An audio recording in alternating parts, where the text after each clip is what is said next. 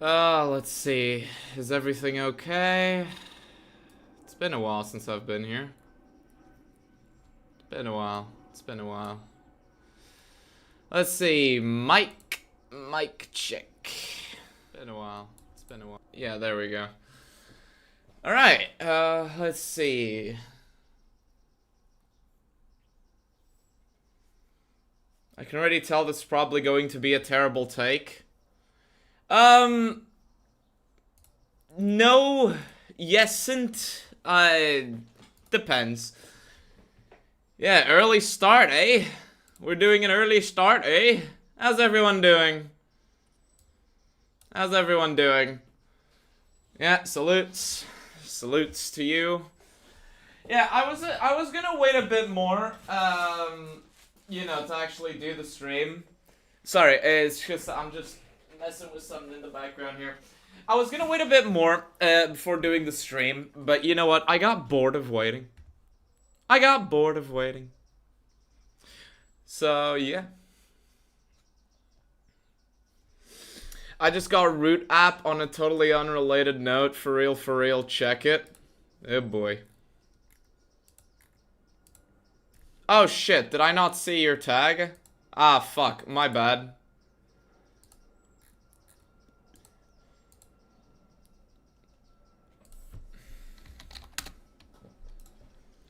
There we go. There we go. You've been added to the server. Take me some else.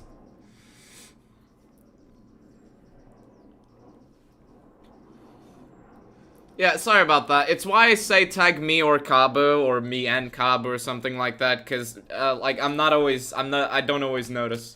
It's weird. I just discovered this channel yesterday. I just want to say holy fucking based. Well, I'm glad you think so. People keep telling me I'm based. I'm just myself. Hello, hoodie man. You're suffering from withdrawal symptoms? I am too. These last few months have been absolutely horrendous. And I still have an exam on Friday. And let's just say I have consumed copious amounts of alcohol in the process. On a lighter note, I've also, Welcome to Camp Navarro. That was fast. I've also, you know, gotten more into sushi. Because, like, see, sushi is my happy food, and I found a real cheap place. I've been going to it for some time.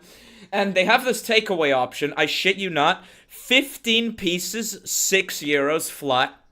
Like, what the fuck? Like, what the fuck? Like, what the fuck?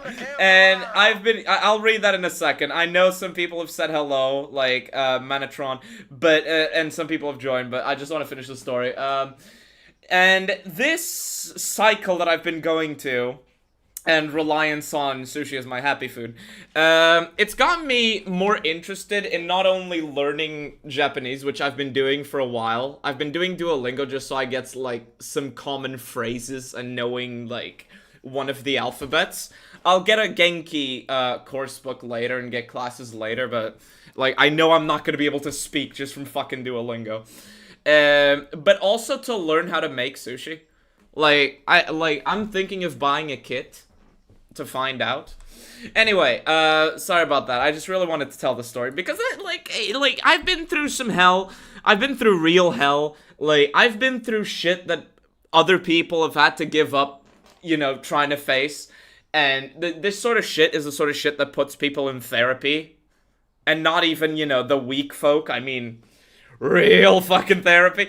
So the fact that I've come out okay, and it had good things about it, I think that's nice. Anyway, Gamer in 1989,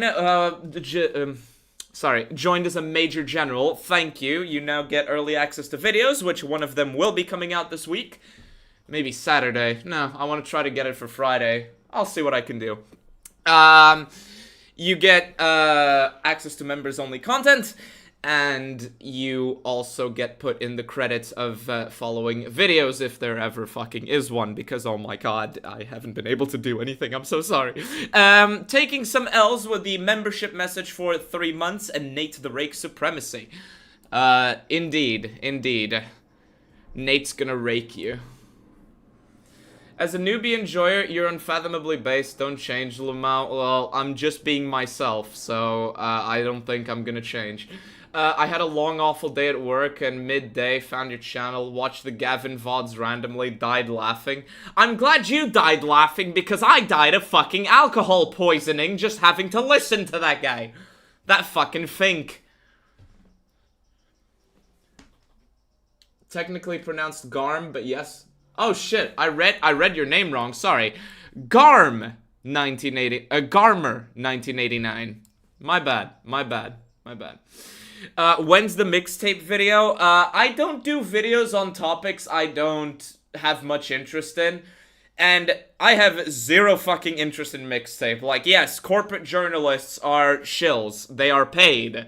They are plants. They're industry plants. Of course they're gonna overhype garbage. Of course they're gonna shill for, you know, shitty fucking games. You know, like, things that are barely fucking games. Of course they're going to do this. Like, there's not much else that needs to be said. There's not much else that needs to be said there, I don't think. We're gonna give it a few more minutes.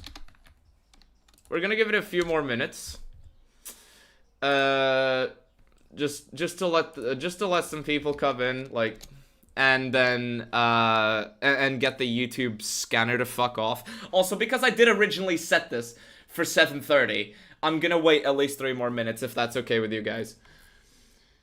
Let's see. How did your uni assignments go? Painful, but I did all of them. I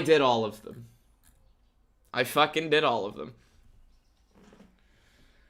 I actually hope Mixtape gets Game of the Year because it'll just be completely mask off about games journalism. Yeah. But yeah, it was fucking painful, these fucking things. A fucking master's report, which is an equivalent of a thesis, 53 pages in under 2 months, a course book evaluation, a fucking course book evaluation. I hate this course book, by the way. It's right next to me. I hate this fucking thing. That was 13 pages. And a lesson plan. This uni pisses me off. I just need to say something. This uni pisses me off. They spent fucking months drilling a lesson plan model for me to make, and I was like, okay, I am now used to making this kind of lesson plan. And now, when there's assignment on making a lesson plan, they change the fucking model. Like, what the fuck? Hate. What's the outcome of the poll, by the way? I'm just gonna do both. That Johnny Yuma, that's just the outcome. I'm just doing both. Besides, this EVAH will be linked to the video that's coming up. In fact, you can see I have the script open right here. So yeah, this is to inform myself. It's to inform myself. What do you have to say to a person that said the DLC, The Pit, is better than all of New Vegas? Wrong. Objectively wrong.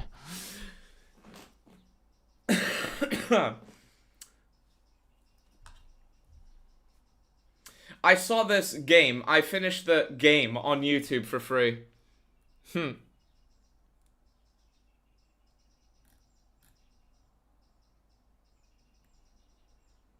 Yeah, it's not better than New Vegas's DLCs. It's not. It's just not. It's just not. Like, you may enjoy The Pit. You know, if you enjoy it, sure. But man, like, what a fucking self-report, I say. Can you guys just give me 30 seconds?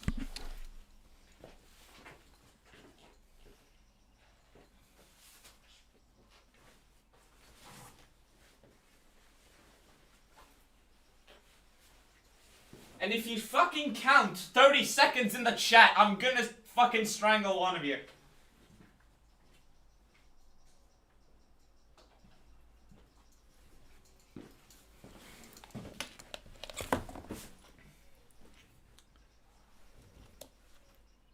God damn it. God damn it, finger.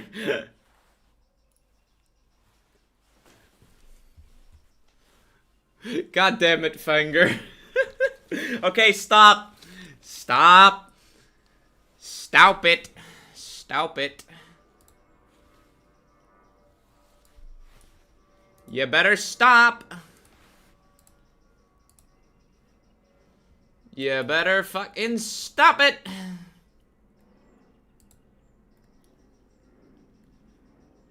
Yeah, so you guys are getting fucking strangled, I swear.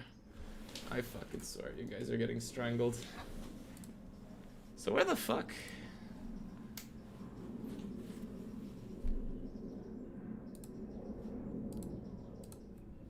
How do I do this? Oh, well, we'll start in a second. We'll start in a second. I just wanna...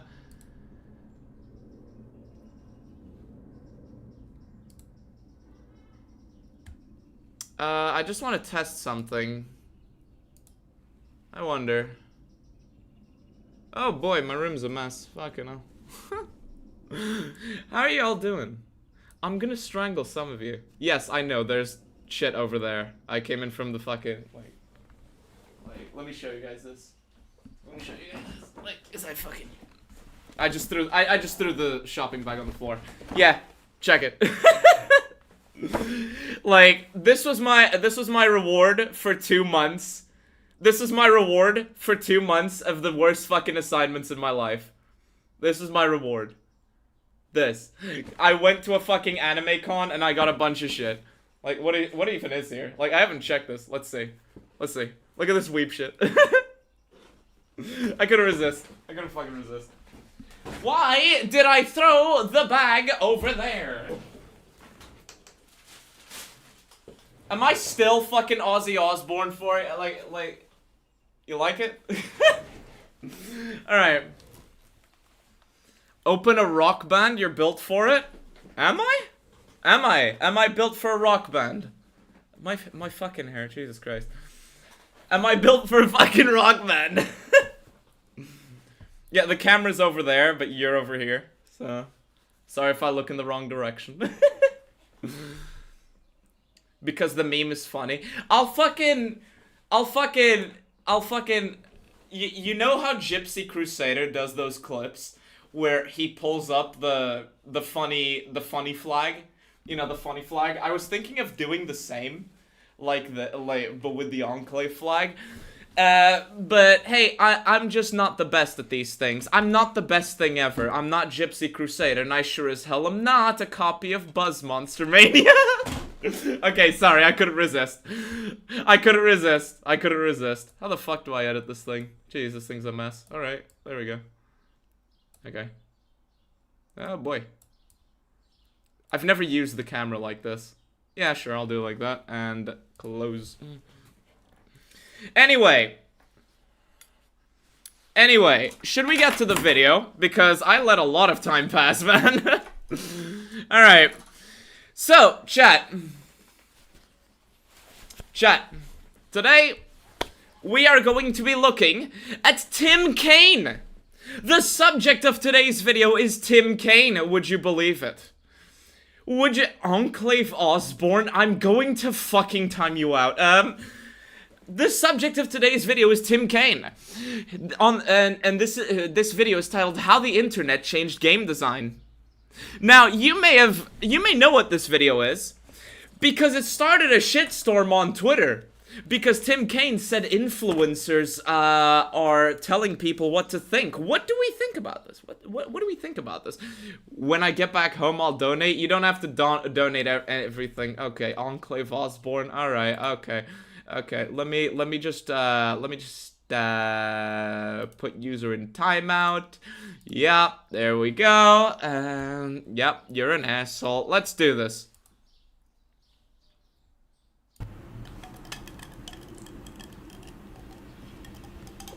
Bros. Jerry, Bro's drinking that cherry.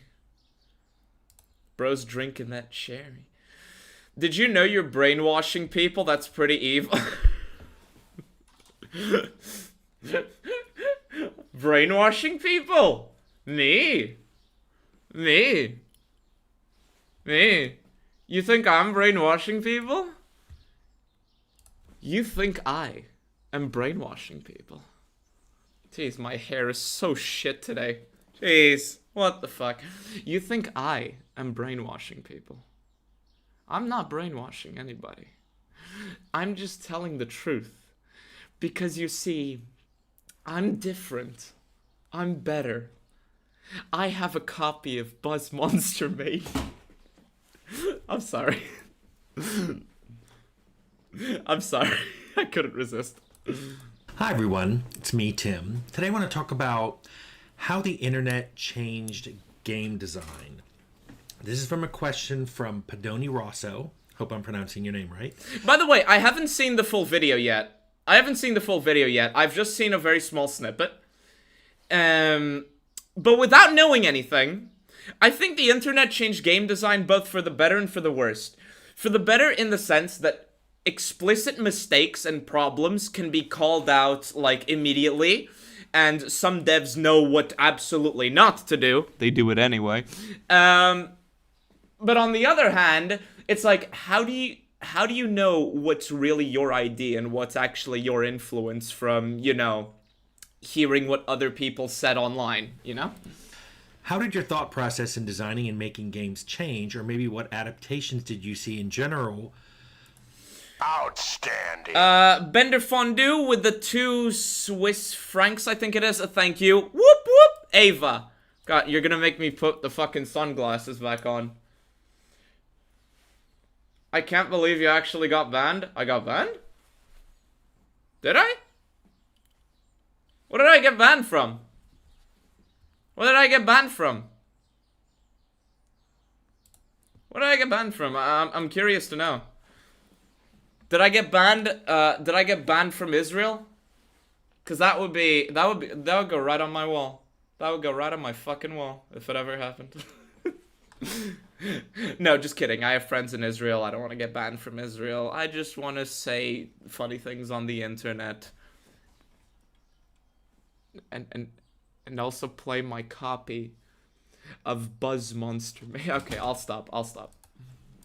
In making games by the industry around you with the advent of social media and video game streamers, to what extent and how do developers and or publishers keep in mind how streamable are their current projects in development? I'm sure that video game streaming cannot be ignored as a sort of mostly free commercial and promotion circuit for a modern day game. So how do you guys manage this change from what making and selling games was only 10 to 20 years ago? 10 to 20 years? I'm going to go back 45. He's gonna take us back to the past. God damn it, now I have AVGN in my head. But chat, you know one thing that honestly scares me? Is that 10 to 20 years ago, in my mind, 20 years ago is like 1990s. Like 10 years ago, Modern Warfare 2 had just come out, or was about to come out. 10 years ago was when Trump got elected. Jesus fucking Christ.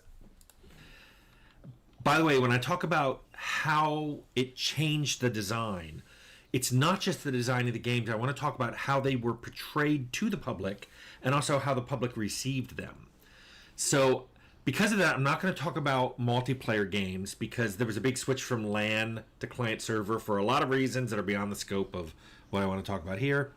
But if you want to talk about how design docs changed over that same 45-year time period, I have a video that I'll link below called Evolution of Video Game Design Docs. And if you want to know how I felt technology changed relevant to video games, I have a whole technology evolution video. I'll link that below too. You know, this is a real change of pace from the usual Ava because I'm just rolling with what he's got. He's coherent. He's coherent! He hasn't even made an argument yet, but he's coherent. I don't hate this. I don't hate this. Woo! So, this is a big question that was asked because there's been a lot of changes of the internet. What we called it. It was the Usenet, ARPANET, internet, web. It's just online. It's just the net. And I want to start back in when I started, which is the early 80s. So I'm going to talk about all of the 80s here and part of the early 90s. Back then, you pretty much made what you wanted. I've called it the Wild West. There's a video I made very recently called Carefree to Careful. I'll link it below. I haven't seen that video, but yeah, I think one of the things that really changed gaming and game design was actually the fact that you no longer did what you wanted to make. Like, you can sniff from a mile away if the game you're playing was actually what, people wanted to make. You can sniff it from a mile away. Like, let's think of Hollow Knight or Clair Obscur or even Ghost Runner, or Trepang Squared. Like, these are games that you can look at them and be like, yeah, they 100% wanted to make this. Then you look at Battlefield 6, and here's the thing. I hear that Battlefield 6 is getting a bit better, but can you really say that that's exactly what the developers wanted to make? Or can you say that this was them trying their hardest to stick to what the corporate demands were, while also trying to do something good with it, like making the best of a bad case?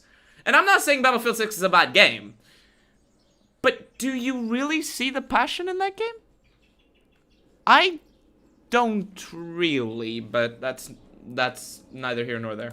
We're going to talk about that, but there wasn't really a net, so everything was done in print. There were guides and even whole Saints Row 2022, yeah. walkthroughs printed in magazines and other printed media, but most people who played games just figured it out. I would say the majority of people who played games didn't go get walkthroughs or reviews. Unless you were playing some shitty fucking games on the NES or the SNES. But yeah, most people didn't. Even in the 2000s, most people didn't. It would just be, what your friends said had to be done. Like, how'd you do this in the video game? Like, they would, you would theorize about things, and then you'd go home and you'd give it a try. Like, this works, this doesn't work. I played a lot on the Game Boy and the Nintendo DS as well during these times, and we would just figure shit out together. That was fucking peak. Nowadays, puzzle hard. Me Google. Saw a game, they bought it, they took it home, they may read the manual while it installed, and then they played it. What was cool about back then was... He's referring to PC games here, by the way, in case you can't tell. Categories of games were really loose, if they were used at all. There were a few terms like role-playing games, sim, 4X, although they didn't even really call it 4X. I mean, I just called it, exploration. Most games... Side-scrolling platformers. Games weren't categorized. You figured out what kind of game it was by looking at the back of the box and looking at the screenshots.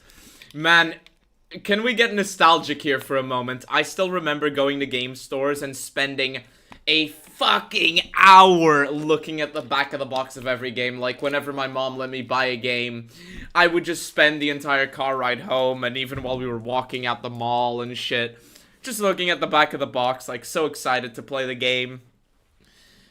And I didn't really have a genre back then. I just played whatever the fuck.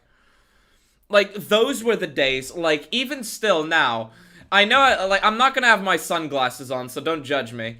But even now, sometimes when I'm bored and I have a game with me, I don't have most of my games with me at the moment, but I still like to, I'm bored, I have a box next to me, I'll look at the back of the box and just check it out. And that's peak, honestly. Because even if you only get, two screenshots, right, of the game, and, very brief descriptions, this was the shit. This was the fucking shit. I still do it a lot, fuck it.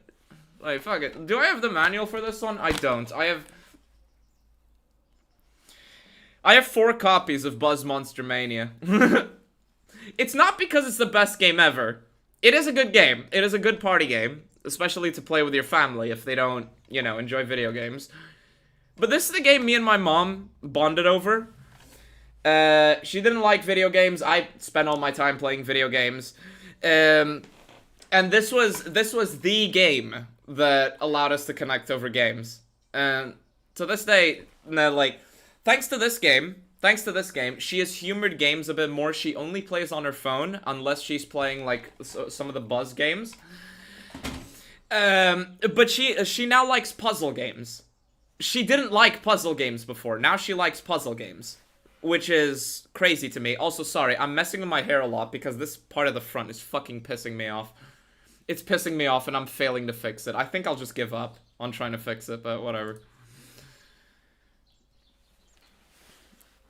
Did that attempt work? I don't fucking know. Anyway, but the box art of old games, yeah. I especially love it. Like, give me just a sec. Like, I know that we're not on topic, but give me just a sec. Fucking hell.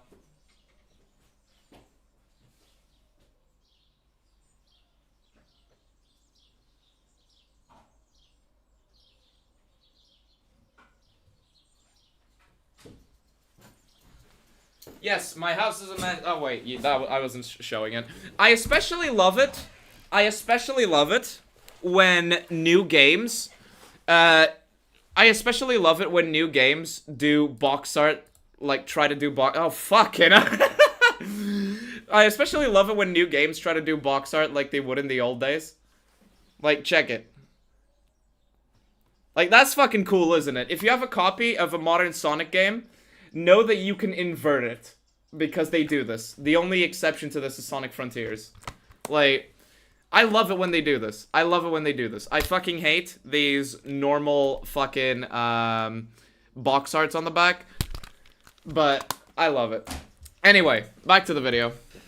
That was a long time. That was probably a decade and a half where that's how games were sold, and that's how games... You know, they were sold physically, and people found out about them by word of mouth or looking at the game store. A decade? That was from the mid-'80s until the mid to late 2000s. That's not a decade. But then again, Tim Cain is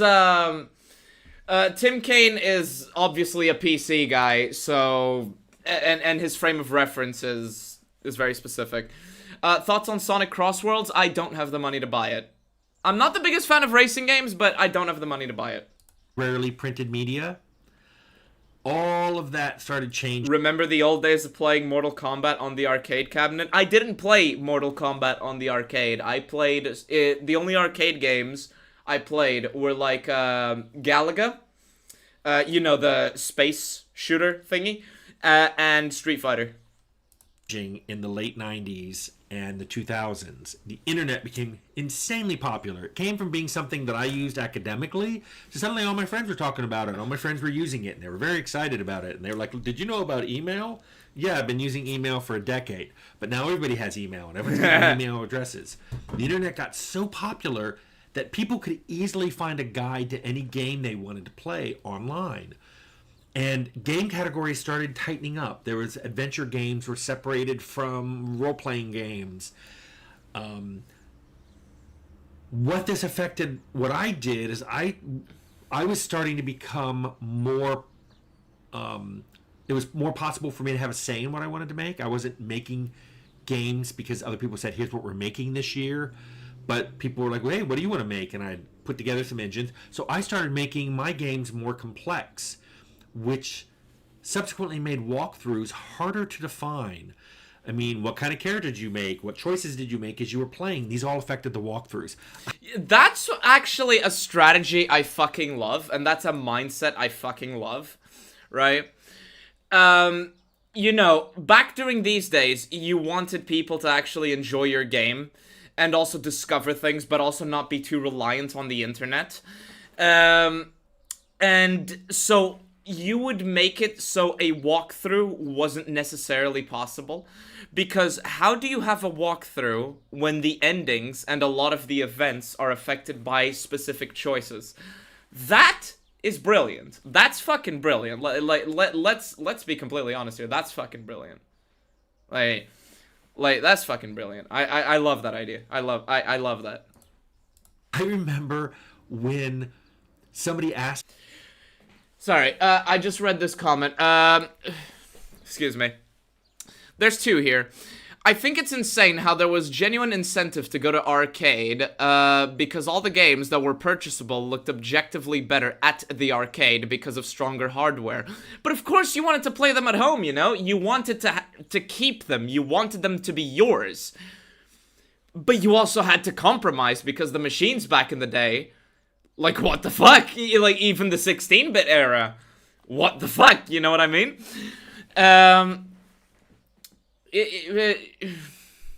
We lost something these days. We lost something with, you know, home machines becoming more powerful. We did lose something, I think. Do you think gaming, this is the one I saw originally, do you think gaming becoming mainstream between YouTube and Twitch has severely damaged game development? I do. I think it's had a larger impact than anything else. Is that a hot take? No, it's not a hot take. How many, like, for those of you that still play multiplayer games, I play one. How many fucking multiplayer games have you seen be influenced by what some dipshit fucking streamer said? It's insane. Like, you have a good game, right? Imagine, you have a good game. You have a fun game. Then some fucking streamers just goes in and says, oh, this, you're not allowed to do this. Like, you need to change this. And then suddenly, a game is meta-ified, if you will. Or people who have no fucking place giving their opinions, who have no fucking perspective, who are only thinking of their ability to monetize content within maybe a few weeks or a few months' time. Like a few weeks or a few months' time. The people whose only incentive is that are then just gonna be giving feedback to devs. We don't even have to think of multiplayer games. Think of fucking Bethesda fanboys, right? Well, let me put this in here so I'm not constantly looking in multiple directions. Think of the fucking Bethesda games, right? Think of them. Bethesda games. They are objectively getting fucking worse. They're objectively getting worse. You liked Oblivion. Okay. To a lot of people, Oblivion is one of the best games of all time, if not their favorite game of all time. Whatever. Cool. Right?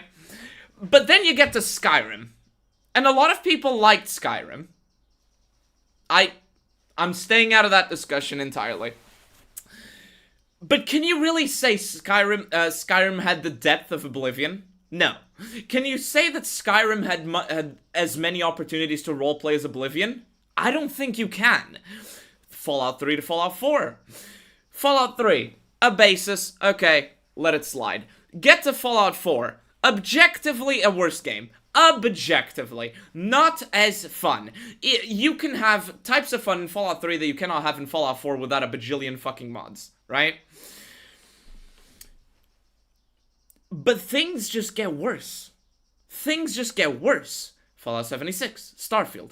Why? Because you have a bunch of YouTubers, shills, streamers, saying, oh no, this is good. I defend this. I'm doubling down on this. It's fucking obnoxious.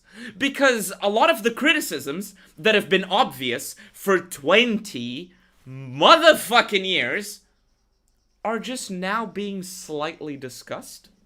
Slightly. And that gets forgotten immediately.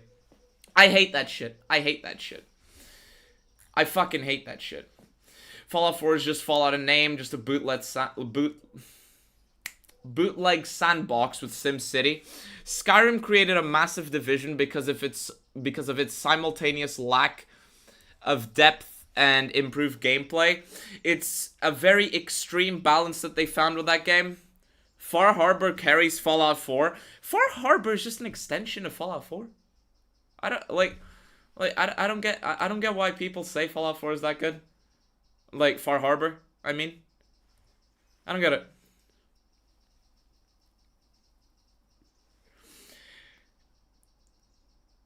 I feel like there's a lot... Do you mean a lot more multiplayer games now than single-player games, at least in AAA? Yes. Yes. I don't know. I fucking used to love AAA because the single-player experiences were bangers. They were fucking bangers. Like, Assassin's Creed 3, 2, 3, 4, fucking amazing. Amazing. Like, yeah, Assassin's Creed 3 was a bit of a downgrade, but, like, fucking amazing. Assassin's Creed Shadows. You know what I mean? You know what I mean? Me what I imagine the walk. No way EE facecam? Yes. EE facecam. Buzz Monster Mania facecam. Through for Fallout was going to be like, and I'm like, it can be really different. You don't have to go to these places in any particular order, and depending on what kind of character you're making, some of them are easier, some of them are harder, and what you do in those locations will be different. So that was fun to me. Yeah, exactly. And Tim Kane's mindset, if you will, of making games, did effectively negate walkthroughs, because you didn't have to do things in any particular order. Not really, at least. I mean, you had a few, key points, getting the water chip in Fallout 1, that sort of thing. Excuse me. But, well, did you? Shit, I'm not going to speak on that at the moment, then. But it basically negated the walkthrough and made sure that, your experience wasn't manipulated by, a guide that you saw online. Then starting, I'm going to say YouTube, which was February 2005. At that point, videos became very easy for people to share. Playthroughs were really easy to make. And during the first few years, there weren't really playthroughs, if you will. Like, some people did it, but most people were just figuring it out, and it was just videos you made for fun. Or, reviews. Those were the shit. Those were the shit. My favorite video on YouTube is still a fucking game review from the old days. Share. And Lisbon road trip. You're going on a wait. Ray Bonds, by the way. You're going on a fucking road trip to Lisbon? You're gonna meet a lot of fucking wastelanders. And if you're going on a Lisbon road trip, get a fucking shotgun. That's a joke, YouTube algorithm. That is a joke. There are a lot of road trips you could do in Portugal. A lot. Fucking Lisbon? You're missing a few things up here if you want to do that. Easy to find. Which meant people could just watch a game being played and decide if that's a game they wanted to buy. And if they were ever stuck, they could just look up a playthrough. Sometimes a playthrough of just that one spot they were stuck in. This trivialized puzzles because you could just type, Fallout Master How to Kill, and it would just lay it out. There'd be a video. Here's what you do. Are you good at combat? Do this. Do you have this particular armor or weapons? Do this. Or do you have speech? Do this. Do you have stealth? Do this. Nobody had to figure it out. They could just look it up. So instead, I started focusing my games on what your character could possibly do. And then puzzles relied more on finding the puzzle pieces as doing them in the right order. So, like, the Master was a good example of it. It survives to this day because even if you read what you have to do, you still have to go do all those things. You just don't go in and go, speech 100, Master. So what I liked is it my game started going from finding items and using them to exploring all these places, learning about things, and then you could use them. Especially not just in combat, but in dialogue. Then the 2010s rolled around, and I guess he has a good point here, but his time framing here is a bit off. Because early YouTube didn't really have walkthroughs of specific things necessarily. Like, you'd have guides on specific puzzles, but you wouldn't, like, it wasn't quite as trivialized at the time. Not yet, at least. So I see what he's getting at, but the time frame that he's portraying is a bit off. Now, those walkthroughs and videos online were starting to get replaced with influencers. I don't recall hearing the word influencer before the 2010s. I don't recall hearing the word influencer before the fucking late 2010s, early 2020s. I fucking hate this term. Because before, we were just YouTubers. We were just people, doing things for fun. And maybe, getting a bit of pay on the side, like, if you were partnered with, pardon the slur, machinima. Like, it was just, it was just that. You just did that. But then came the influencers. Like, I think that the introduction of the word influencer is what turned a hobby into a mainstream job, unironically. I fucking hate, people whose job it is to connect, people whose job it is to connect to you, to connect to the viewer, just enough to keep you around and influence, hence the word, what you say, and what you think, and what you do. I think we can all think of a few examples of influencers, can we not? Now, I'm not gonna name any names other than Many a True Nerd, because I don't want to name drop anybody, and I don't want to start any drama with Many a True Nerd, who's totally not an influencer. So the influencer, Many a True Nerd, will make videos outright lying about the games he's talking about, being the middle ground shill, the forced fence sitter, if you will. Just, and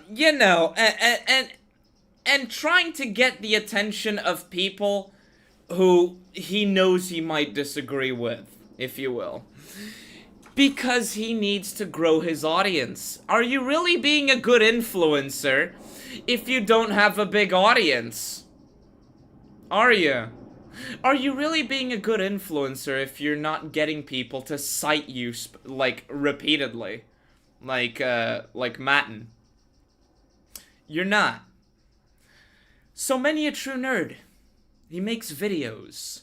Videos with bullshit arguments and lies about the games he's supposedly defending, and then people repeat it verbatim because Many a True Nerd is doing his job at influencing people. Are you always on camera on purpose? No. I just set up the camera, and I felt like I'm gonna influence you.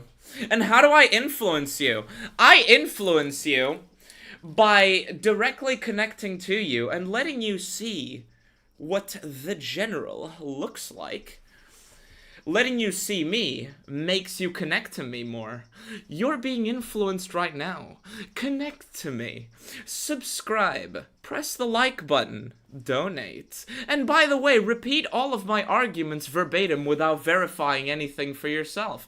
That's what you should do, because I'm a good influencer. But I'm not influencing you, I promise. What was interesting about these individuals is more than showing how to play games, they were actually recommending whether you should buy them or not. Differently than journalists. Journalists would frequently say, look at the game, look at the features, and it supports this, and it's very similar to this game, and blah, blah, blah. And then they'd finally give it we're going to give it an 8 out of 10 because it was a little buggy, but we liked it. Let me hear that again. Fucking... These individuals is more than showing how to play games, they were actually recommending whether you should buy them or not. Differently than journalists. Journalists would frequently say, look at the game, look at all these, look at the features, and it supports this, and it's very similar to this game, and blah.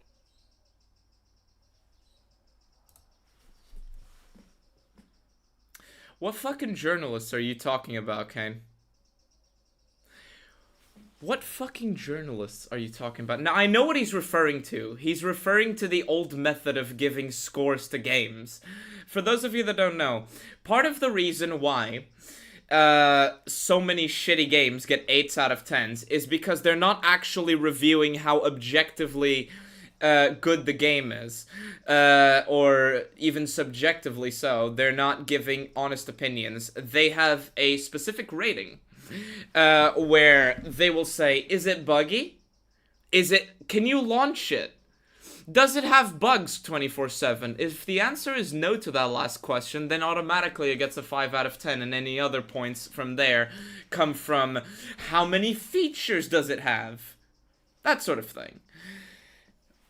And it's fucking stupid, journalists. Yes, the journalists, right. But what he's doing here is, like, early on in YouTube, you would have people who, of course, would make tutorials. They would say, like, oh, this puzzle, you have to beat it by doing this, or to get this secret, you need to do this, that, whatever. That's what they would do, but people always wanted to review games, and here's the thing. The idea that, you know, people were only giving recommendations on what games to buy later, that's false, because every time you heard any YouTuber, any content creator, any whatever the fuck, talk about a video game, in a way that wasn't explicitly about, you know, solving a specific puzzle, it was always, implicitly or explicitly, a statement on whether you should or you should not buy the game. So, this framing is slightly off. However, journalists always, in the 2000s, always told you what games to buy. They always did that. They always fucking did that. Why do you think the rating matters? Like, oh yeah, you should definitely buy this game. Yeah, you should definitely buy, fucking Call of Duty Modern Warfare 3. We gave it a fucking 9 or something. Like, the fact that they associated scores to it was in and of itself a recommendation, you know? Blah, blah, blah. And then they'd finally give it, like, we're going to give it an 8 out of 10 because it was a little buggy, but we liked it. Influencers did something different. They were like, here's a game. I love it. It's for you. And let me show you. And then they show high points of it. Game print magazines, by the way, by the 2010s are already dying. Yes, influencers definitely did this a lot. I like it, therefore, you will all like it, buy it. The birth of the shill. The birth of the fucking shill. Hey, guys, Sonic Superstars, I like this game. Personally, I do enjoy this game. Do I think you should buy it, though? Let's just show that if I'm an influencer or a YouTuber. Let's do it right now. I like Sonic Superstars. I like this game. Do I think you should buy it? No. No. Because it is lacking in features. And unless you're there for simple nostalgia, which is what this is, Sonic Superstars is basically a 2.5D, it's mostly a 2D platformer, right? It has a few 2.5D elements, but it's basically 2D, so yeah, let's just go with 2D. It's a 2D platforming Sonic game, but it is not a proper 2D Sonic game. It's a mix. It's a mix of interpretations of Sonic.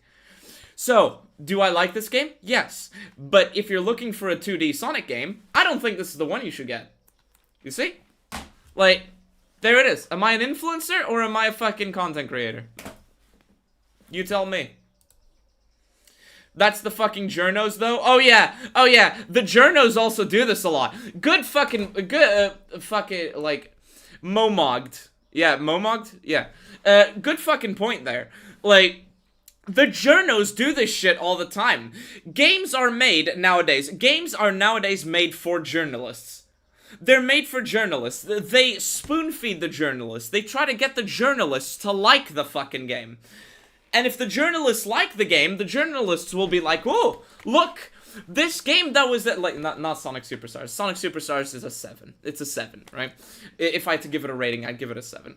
Maybe an 8, but that's more my subjectivity and my bias. But the journalist would be like, oh look, I like this game. This game was tailor-made for me. So therefore, all of you people who, you know, want games with more depth, want games with an actual challenge, you should definitely buy this. Journalists do this out the fucking ass. And Tim Cain is being a little bit unfair here by saying it was the influencers doing this. It wasn't the fucking influencers. In fact, a lot of the reason people hate game journalists is because they do this shit all the fucking time. God damn it. God damn it, man. High points of it. Game print magazines, by the way, by the 2010s are already dying. And I think this killed them, because why wait for a review when someone you already followed could just tell you about the game and whether or not you should buy it? Tim. Why wait for a review? The fucking airplane is so loud. Jesus, I'm sorry. But Tim Cain. Is the fucking plane gonna leave?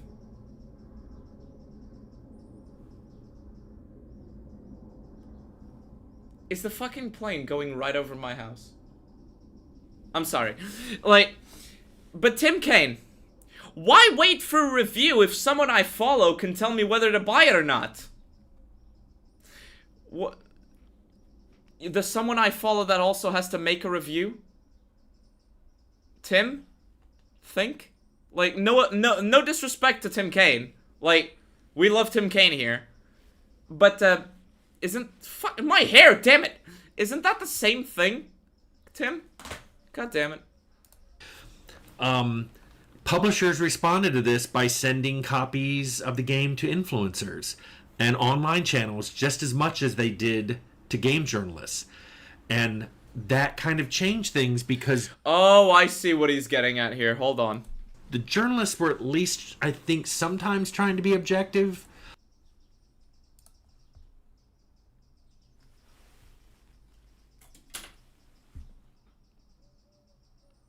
Can we hear that again, please? Because the journalists were at least, I think, sometimes trying to be objective.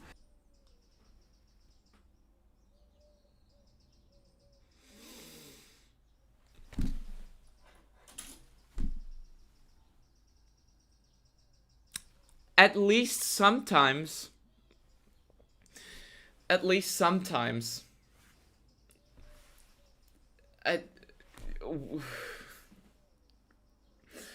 Wow. Oh boy. Tim Cain. If I had a penny. If I had a penny for every time journalists were trying to be objective, this would be my entire bank account right here. Tim Cain, why the fuck do you think Gamergate happened? Why the fuck do you think Gamergate happened? God damn it, like, fuck it. He's trying to be fair, right?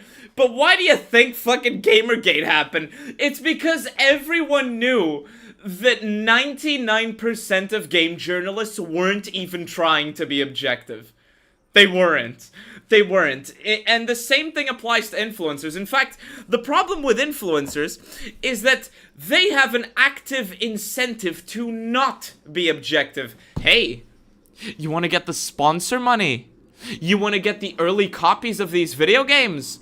You want to get the views that originate from having early copies of video games? Well, you gotta say good things about us. Like, it's the same fucking thing. Journalists weren't being objective because, you know, they barely had fuck all time to play the games. And influencers are also not and you know, they have corporate connections and shit like that. But influencers are also not going to be objective because, again, it's their fucking jobs, and if they want to receive that money, in fact, when they don't have the stability of having corporate connections, they'll just You know, they'll just simp and chill. Can we think of anyone, without naming names, chat, without naming names, can you think of any influencer that shills openly because it's their job, TKS Mantis? Can you think of anyone without naming names? Because I can, but I'm not gonna name any names, TKS Mantis. I'm not gonna mention any of these shills, many a true nerd. I'm not gonna do that. I don't think there's any objectivity. I mean, influencers themselves go, this is what I like, this is what I don't like, or I'm here for the hardcore.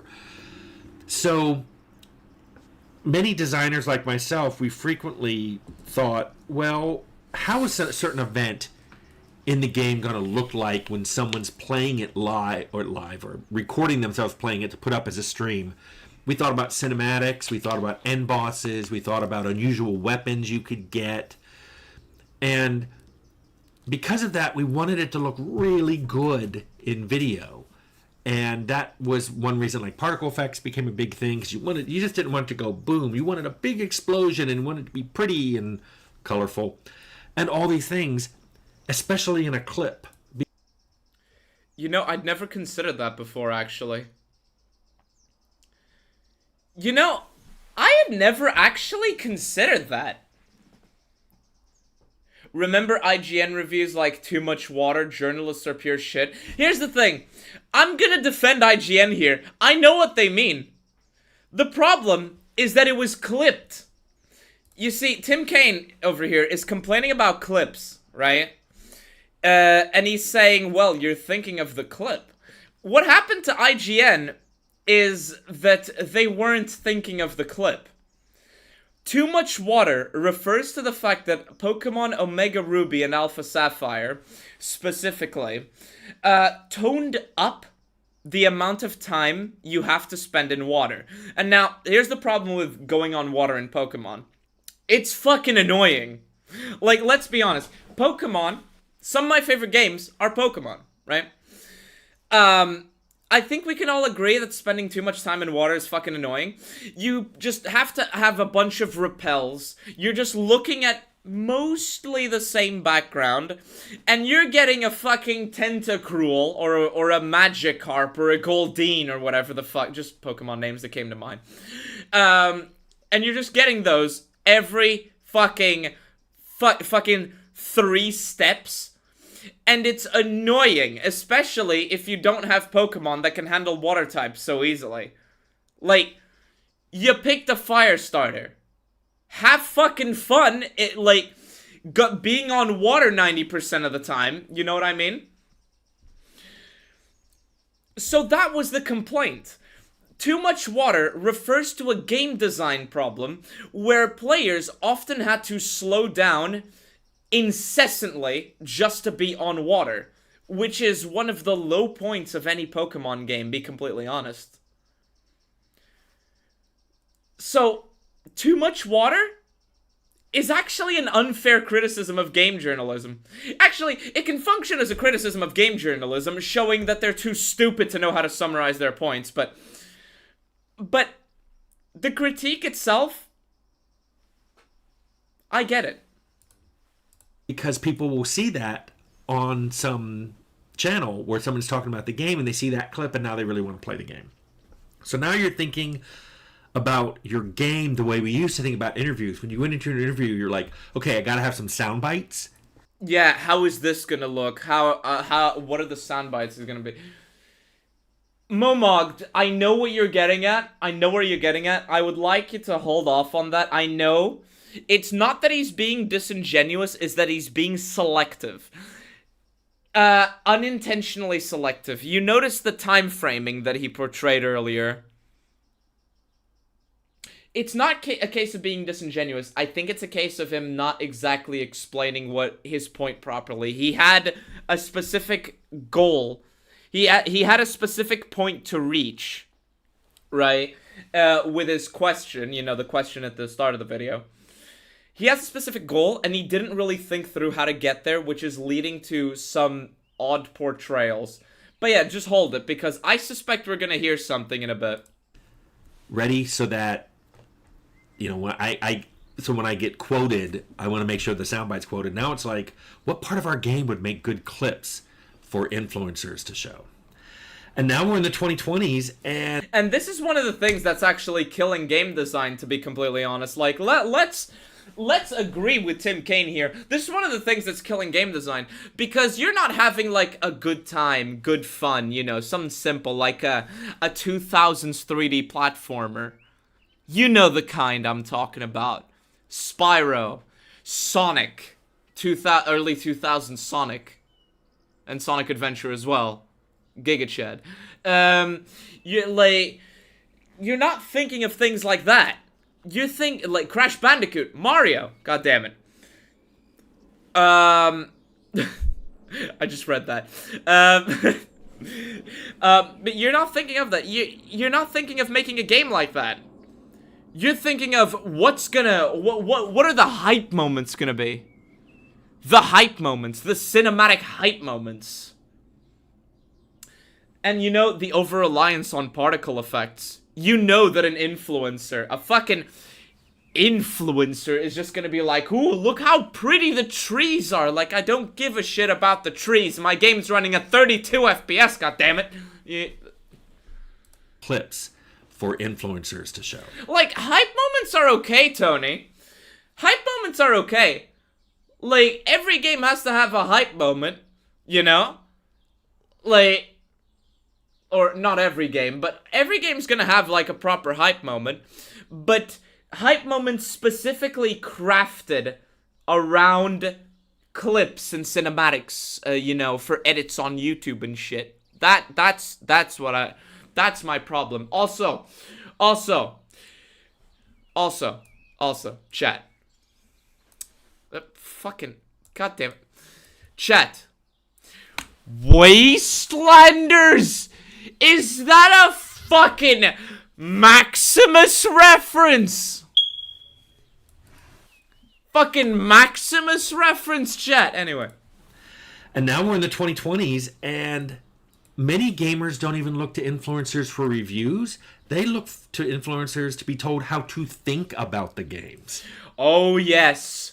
Oh, yes, chat. Can we think of any names? Can we think of any names? Any YouTubers? Any influencers? Any wastelanders that, you know, tell you what to think? Tell you what to think about the games? God damn.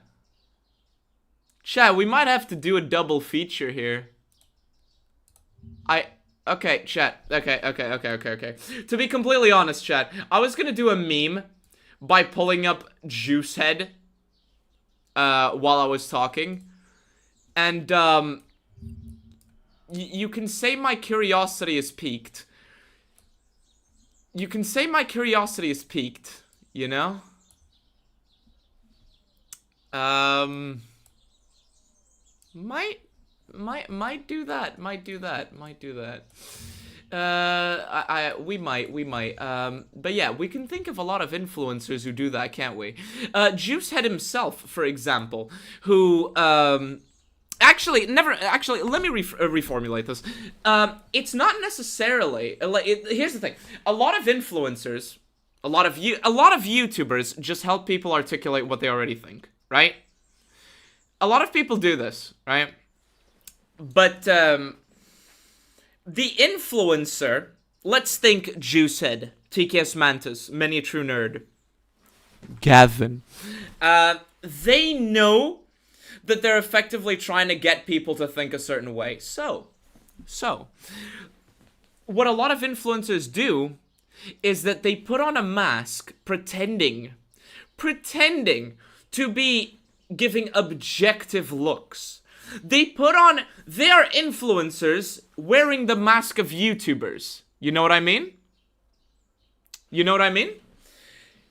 YouTubers are people who make videos for fun, as a hobby, or maybe as a, you know, a job, quote unquote, if you will, but they have a passion and they want to, you know, enjoy their passion, right? That's what I think a YouTuber is. But an influencer, oh, to them, it's just a fucking job. But the thing is that they will crack the second they realize that they're influencers and not YouTubers. You see what I'm going for here? It's more profitable to pretend. Exactly. It's why we get so many YouTubers, so many influencers pretending to be YouTubers. Like, did you guys see fucking Fallout 3 and Fallout 4 are better than you think videos by Many a True Nerd? That is such a fucking shilling session. But if you just hear it without thinking about it, it doesn't quite sound like one. You know what I mean? I dispute that Gavin Grizzle is not an influencer. He wishes he was, but he's just something to be avoided. No, Gavin is an influencer, right? The thing is that he is shit at being an influencer, and he is also shit at being a YouTuber. He's someone with his thumb up his ass, and he wants to influence people. He definitely wants to influence people. He definitely wants to be an influencer, but he sucks at it. I remember the Fellowship of the Influencers for the Rings of Power. Never heard of those people in my life. Wait, are you telling me that there were people defending the Rings of Power? Or the Fellowship of the... I don't fucking remember. Yeah, Rings of Power. Are you telling me that there were people defending Rings of Power? Oh boy. His reach is limited, luckily. Yeah, and now there's responses to him that people will inevitably see if they, you know, search him up. So people don't form opinions from the online video. They're handed an opinion from the online channel they're watching. What this means is I've seen reviews go from, this game has less combat and more puzzles and dialogues for you to interact with than this other game, to, this game is stupid and slow paced and made for casuals. I think you should skip it. That's a huge difference in how games are presented. But more people are going for that latter. They're like, I don't have time. There's too many games. Just tell me whether I should buy it. Tell me if it's for me. So they find someone they just like, and then that person's opinion becomes their opinion.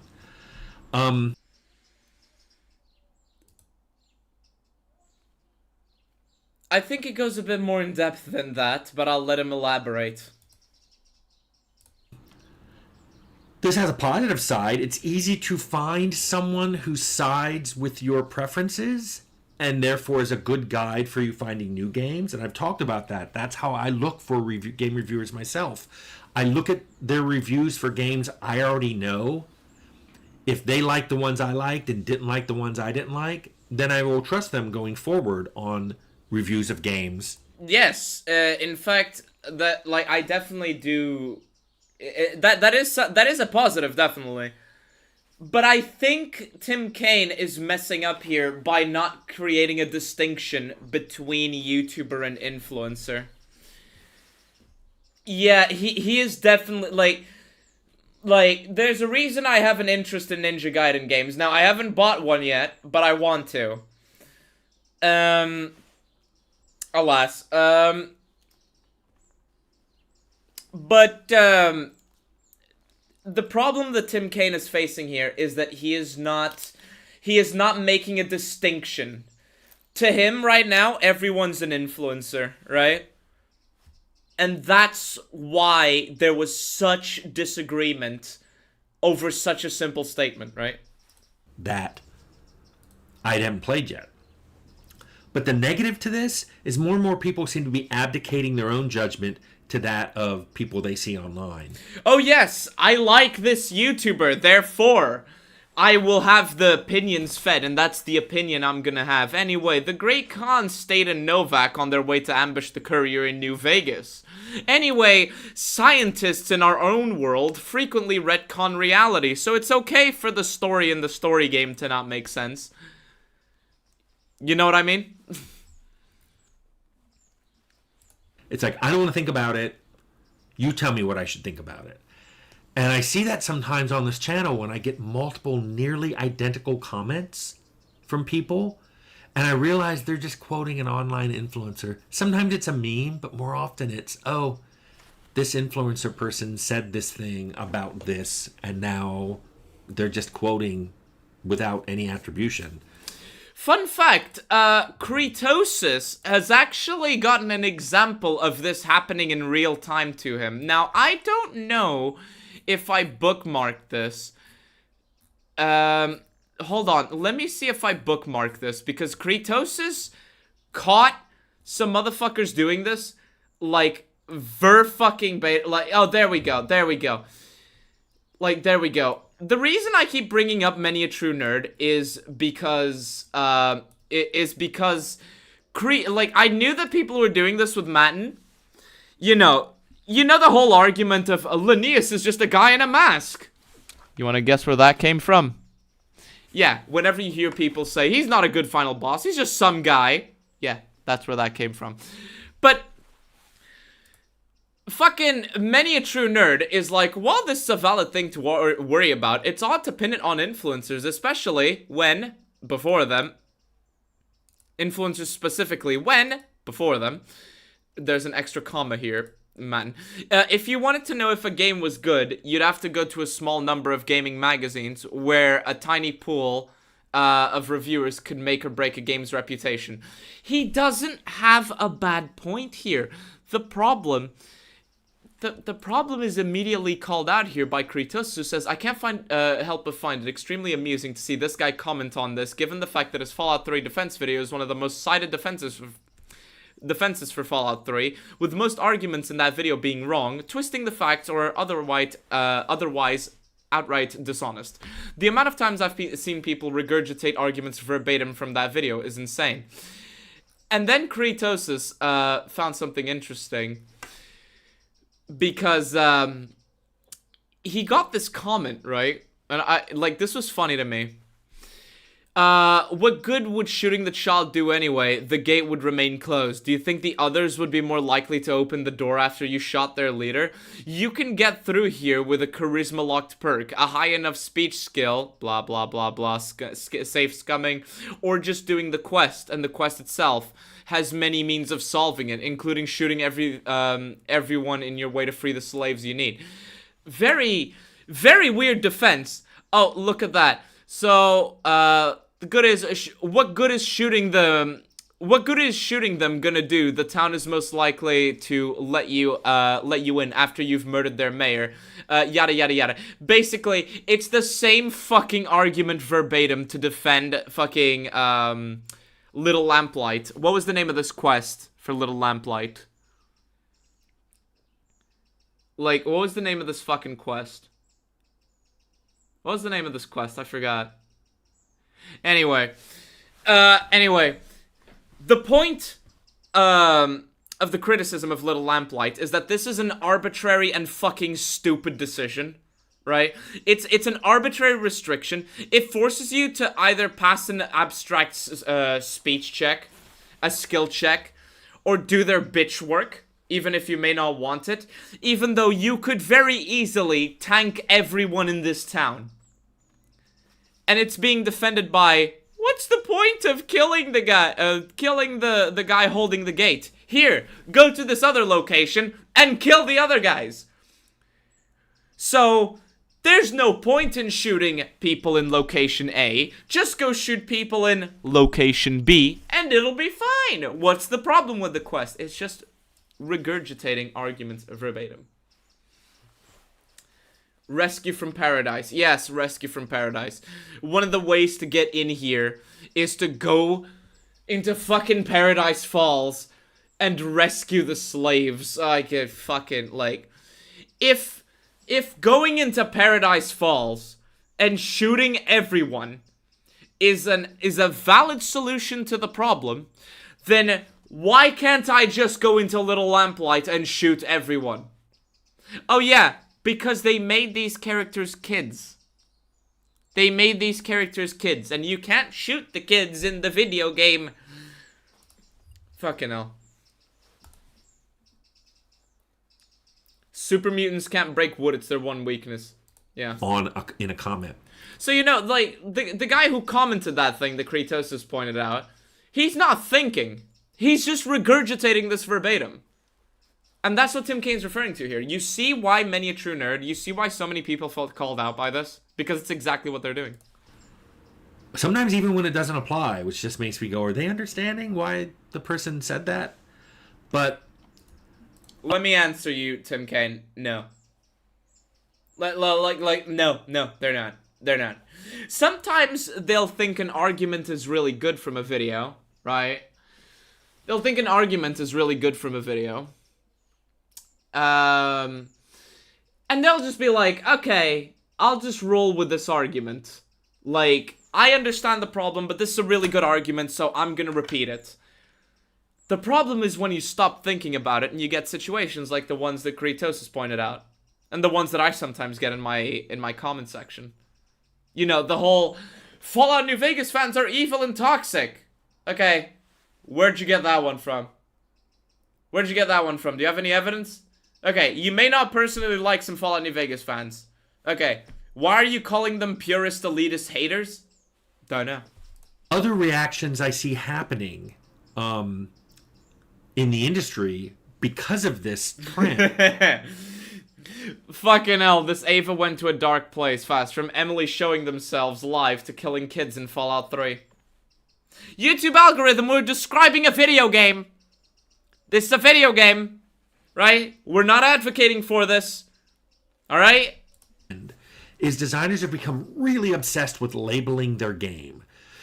It's not enough to say I have an RPG. Is it an action RPG? Does it have an open world? Is this going to be controversial if I talk about this topic? They really want to know what the labels are on their games. And so do you guys. You guys ask these questions. Does it have this content? You know, is it hub and spoke version of a game? As if I can't think of a game that I hated because it was open world versus hub and spoke.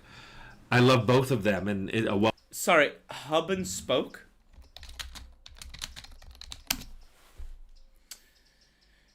A centralized operational architecture. Oh, okay. Let me just. A central safe location, the hub that acts as a main base from which players radiate out to different distinct areas or missions. The spokes. Oh, so like Ghost Runner 2 sort of, where you have like a hub area, and then you go there. Okay.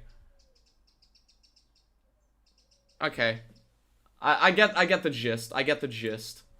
Well-made game can be done in both of them. Yes, go where you want versus cells. It's basically, open world is go wherever the fuck you want. Hub and spoke is basically, here's the main area you're gonna spend most of your time in, or that you're gonna, you know, want to stick around. And then the rest of the game isn't quite open, but more like different cells of places to go to. So when you're level 1, you'll go to area A. When you're level 2, you go to area B, that sort of thing. This is what a lot of Guild Wars? Yeah.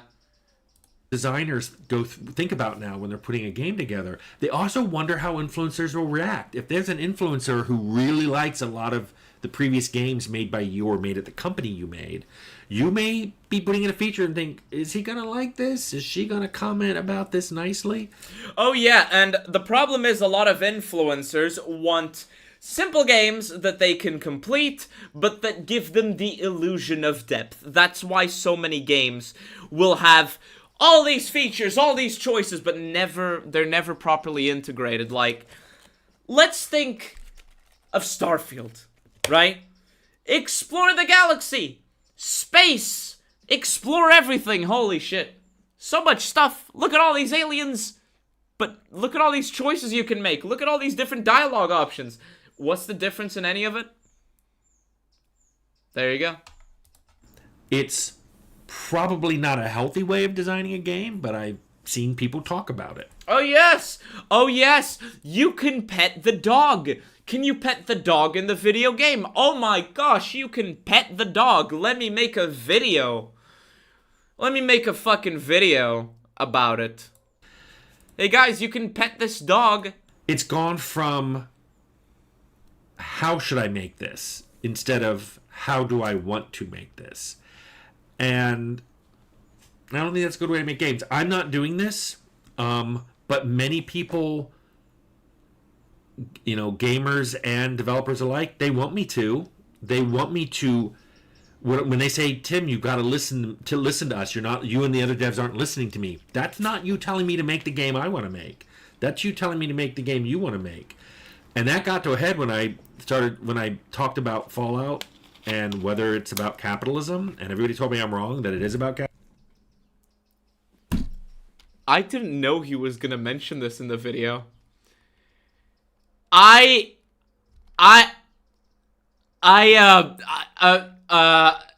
listen to your community? What, me or him? Wait, Momogged, what do you mean? Me or him?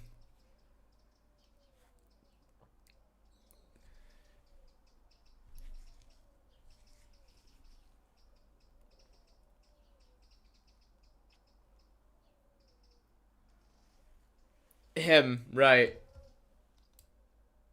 Not because of the capitalism. Okay. Yeah, listen to your community. Like, what do they want to see? Don't listen to... Oh, okay. Oh my god, you think he's actually gonna do that? You think he's actually gonna fucking do that? But because he's gonna use this to say, do not listen to the community. Oh my god, do you think he's actually gonna do that? What the fuck? I hope not. I hope not. Yeah, listen to the community. Don't listen to the influencers. If the community's saying, no, this quest is really badly made, please don't do this. Please don't repeat this. Or, hey, we like these Easter eggs, but please don't make them all these Easter eggs, these references. Don't make them, you know, an integral part of the game that you must basically go through in order to, you know, fully explore a given area. Like, segment them off in, for example, a trait via Wild Wasteland. That's a case of where listening to the community is a good thing. Just want to say that. That's you telling me to make the game you want to make. And that got to a head when I talked about Fallout and whether it's about capitalism, and everybody told me I'm wrong, that it is about capitalism. I just love that. I just love that. Hey, creator of Fallout, you don't know what Fallout is about. It's like, really? Really? Fuck it. I still can't believe that actually happened. I still can't believe that actually happened. I still can't believe a lot of people went to the creator of Fallout and said, you don't know what Fallout is about. What the fuck? It's like, you can say he didn't get all of the possible readings of it. You can definitely say that. You can definitely say, oh, Tim Cain failed to consider that by doing things in this way and in that way and in this way, he made this reading be possible and an unintentional integral part of it. That's definitely part of something that people could say. But no, a lot of people actually went to Tim Cain and said he doesn't know what Fallout is about. It's fucking insane. It's fucking insane. Right? I'm like, okay, this game is, it's not what I intended, but you guys want it to be what you want it to be. Yeah. Yeah. Oh. Raul Olivetti. Was it? Yeah. Raul Olivetti with the 5 gifted channel memberships. Thank you. Welcome to Camp Navarro. The LARPing must continue. What, the LARPing is a fucking army? Thank you for the 5 gifted channel memberships, Raul Olivetti. To all that just received it, you now get early access to videos. There's one coming out this week. You show up in the credits. Which memberships did he give? Joined as a member, they're now an officer. I don't know which membership it was. But you may get a verbal shout out at the end if it was Major General. Welcome to Camp Navarro. Welcome to Camp Navarro. You need to get your power armor, and you also get early access. Not early access. I mean, you do get early access, but you also get access to members' exclusive content. And also some emojis. I'm gonna post some emojis in the chat. Like, look. Behold, emojis. Anyway. Welcome everyone to Camp Navarro, and thank you. Death of the author? Oh yeah, the fucking... Look, death of the author is a legitimate thing, right? But the fact that so many people just cite, but guys, but death of the author, and use this as an excuse to say, oh no, Tim Cain, you don't know what Fallout is about. Fallout is about capitalism. And as Devon pointed out, you have to have a negative view of capitalism first in order to interpret it as being anti-capitalist. You very much do. You very much fucking do. Like, why is the NCR such a powerhouse? Why is Vegas, despite the fact that it is limited to the Strip, such a fucking powerhouse? Why are companies, why are some businesses so ridiculously potent in Fallout? At least in the good Fallout games.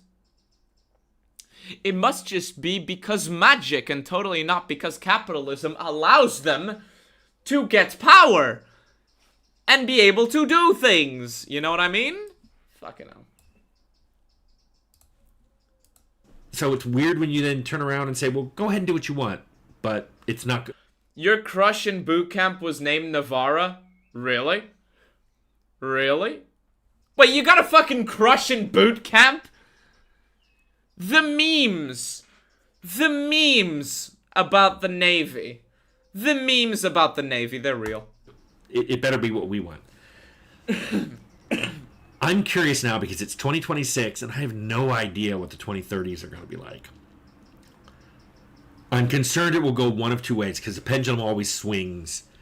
Either things are going to become even more tightly controlled in bubbles, which means people will stick to this one influencer or this tiny group of influencers and all of their thoughts will be guided by these people. Or maybe the next generation is going to get tired of that. Get tired of all the labeling and tired of all the placing things in a box. I've defined a box and this game is in this box and I'm not going to view it any other way. Yes, I hope people get tired of it. I hope people get fucking sick of it. And if I can play my part in making sure that, you know, people's opinions aren't defined by what some jackass has to say on the internet, then oh boy.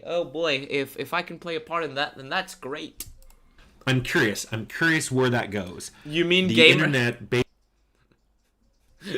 Yes, Tim. You mean like he makes a good point. Momog makes a good point. Momog makes a good point. You mean Gamergate, Tim? The thing that was caused by tags not working.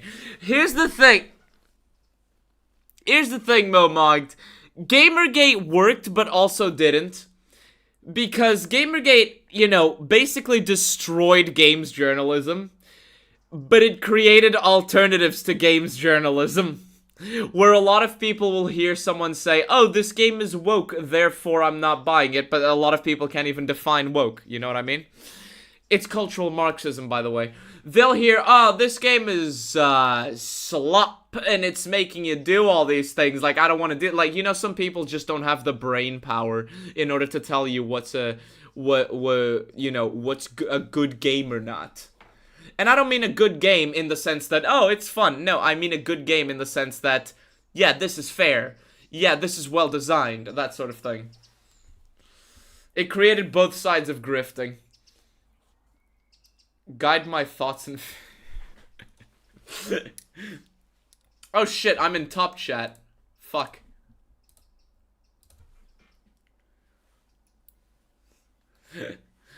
Yeah, well written.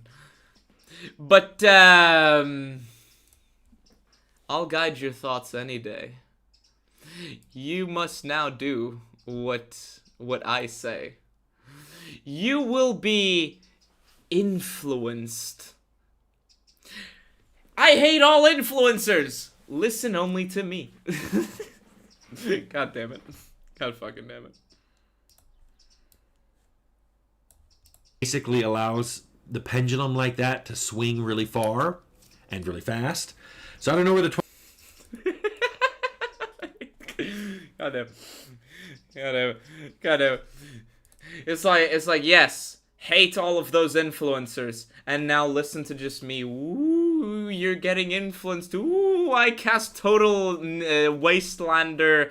I cast total wastelander death spell on you. Ooh, you're gonna listen to me now. Ooh. Wait, sorry, that was cringe. 2030s are going to go, but that's what's happened with game design and online influencers and social media. over about the last 45 years. Anyway, Padoni Rosso, that was a good question. I hope you liked my answer. So, chat, how long has this stream been going for? 89 minutes? We can keep this a short EVA, or we can do a two-parter. But before we decide that, what did you guys think of Tim Kane's video? Personally, right? And give your honest opinions. Don't be influenced by me. Only be don't be influenced by me. Don't mind the bag of shekels, that I have. Like, don't mind the bag of, weeb goy shekels that I have here, you know, what the fuck even is this? Like, don't mind the bag of goy shekels that I have here. What I thought of this video, right, is that Tim Kaine gets some of the framings wrong with the time, particularly in his inability, not inability, the fact he didn't make a clear distinction between influencer and YouTuber, and he also forgets Gamergate, as Momog pointed out, and he also forgot that, journalists are doing the exact thing, even to this day, that he complains influencers of doing. But I don't think it was a bad video, honestly. I don't think it was a bad video. But I'm curious to see what you guys think. Let me see. The almost slip. Oh yes, the almost slip. The total wastelander death. Let's see. Okay, French Ozzy Osbourne. Are you gonna fucking call me French? You're gonna fucking call me French? You're gonna fucking call me fucking French? I'm not a rape baby of the Visigoths and Franks. Thank you. Anyway. Sorry. That's a joke, YouTube algorithm. That's a joke! That's a joke! That's a joke. Right? That's a joke, YouTube algorithm. Anyway. Emily influenced me, and I'm now gonna commit TWD. Yeah, sure. I just really hate Cain now. He's trying to selectively defend what makes him look good. I don't hate Tim Kaine. I just think he's trying way too hard to be diplomatic. I think that's his main problem. He's trying way too hard to be diplomatic, and it is somewhat impairing his ability to, put things into perspective properly. Why did he not mention the fact that games journalists are basically word for word exactly his problem with influencers? I think he just didn't consider it, you know what I mean? I missed the whole thing. We might be doing a second parter. Tim Kaine is based, hey... I could point, right? But it's impolite to point. So if you do it with your full hand... I watched it before the stream. I honestly think he makes some good points, but leaves some to be desired. He's doing this in an unscripted way, so can't blame him too much. But yeah, it does leave some things to be desired. I think he's too conniving to be taken seriously, even less so with the dogshit games he's put out in the last years. Fair enough, I guess. Although I'm not sure conniving would be the word I would use.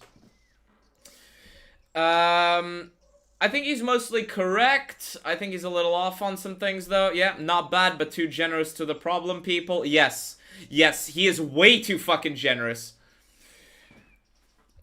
Like I posted before, this was a soft rant like all of Tim's other videos. Tim's only pedigree is saying that he worked in Fallout.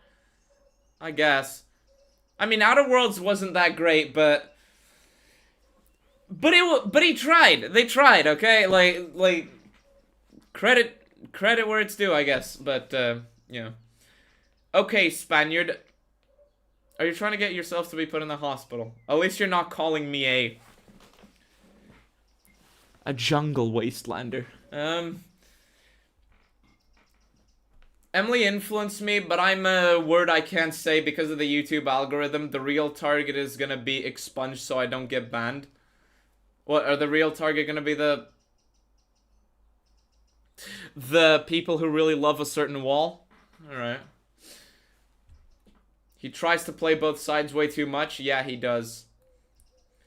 Full hand equals knife hand, weapon of mass destruction.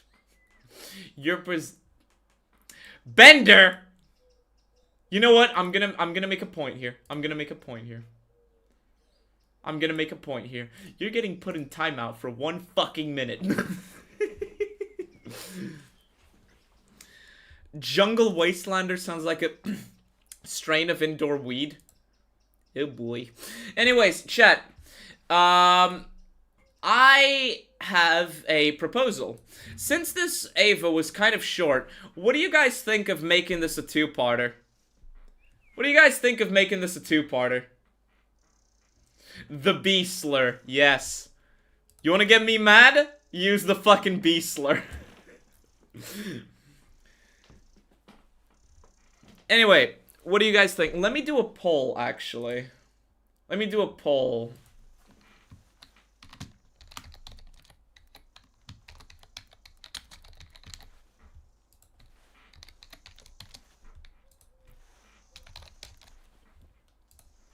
Let's do a poll and find out. Let's give it a few minutes.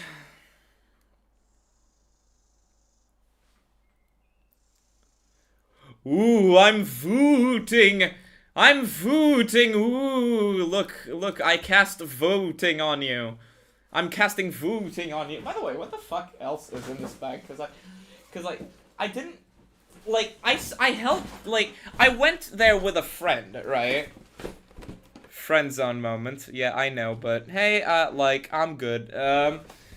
But I did it, and we basically divided everything between us. But I don't fully remember what's in here. So let's see. I have this double poster, which I think is kind of nice. Let's see, what else? I'm just giving it time for people to vote, really. What else is this? What is this? Oh, it's another one of these. Diva Miku. Okay. I like Diva. Let's see. What else is here? Oh, Spy X Family, right? Spy X Family. Good anime. Good anime. What the fuck else? I shouldn't be doing this like this.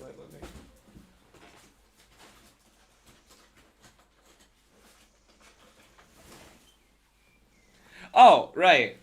A fucking Miku pillowcase. It's just a regular pillowcase. It's not a fucking... It's not a body pillow, but... there it is. Can you see that? Wait, is it a Miku pillowcase? I can't see because of the sunglasses. Oh, it's Frieren. Right. It's Frieren. Okay. I'll do that. There's, what's this? It's a bracelet for the convention.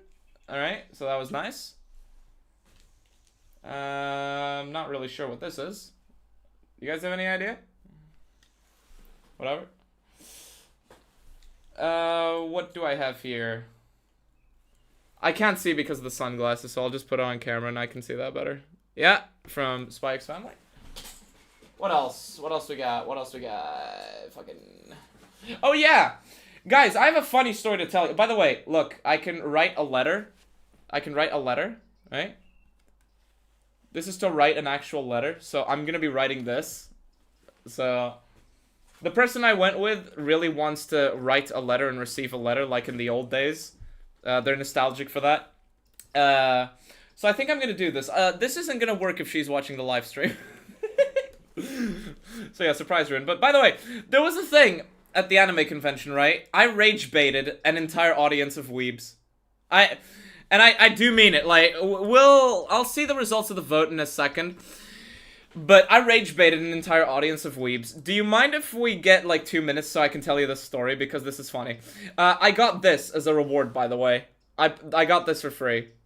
So basically, they had this big stage, right? And they were doing a tier list of who is the worst villain in all of anime. I'm gonna take off these sunglasses, I can't see shit. And they and they had a list of a bunch of villains from anime, and Light Yagami and Frieza from Dragon Ball were there. Now, what is one of the main defenses for Light Yagami is that he was unironically right. Even if he became a schizo in the end, Light Yagami was right, is what a lot of people say. And I was like, there's a couple hundred people watching this at the moment. Can I do something funny? I went on stage. I actually got called out. I actually stood up in the middle and raised my hand. Not in the funny way. I was just raising my hand. And I wanted to go up there, and they actually called me up there. Big fucking mistake on their end. And so it came to my turn, and there were the images of like the different villains, right? And I go up there. First of all, I defend the Call of the Night Season 2 intro, because that had actually played earlier, but it didn't win in the Best Intro of 2025 competition. Bullshit, by the way. Call of the Night, best soundtrack. And I defend that on stage. And then I look at both of these and I say, I'm torn between Light Yagami and Frieza. Light Yagami, however, is not a villain. So, Frieza. I'm going to remove Frieza because he cracks whenever when he faces Goku. I pick up the Frieza image and I drop it on the floor with complete disrespect. Now, I need you to understand something. Dragon Ball is very, very fucking popular in Portugal. It's not Dragon Ball GT levels of popular in Portugal, but it's up there, you know what I mean? What the fuck? What the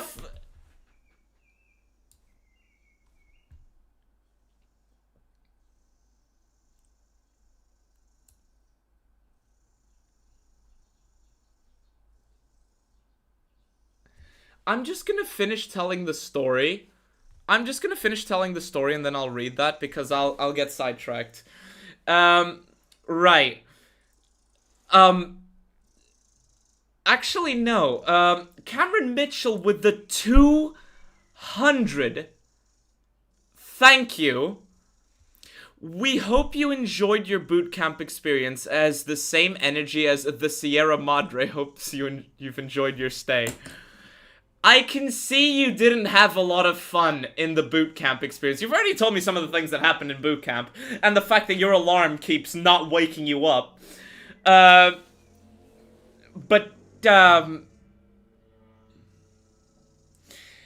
can definitely see why it has the same energy. Thank you, so much for the 200, Cameron. Holy fuck, like... Are you sure about this, man?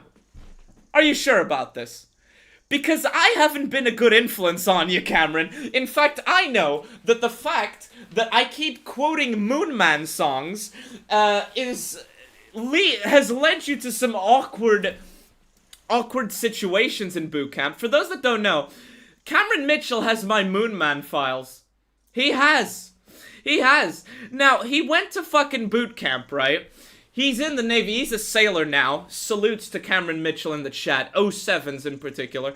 Unless you want to do the 04s / I don't know what he prefers. That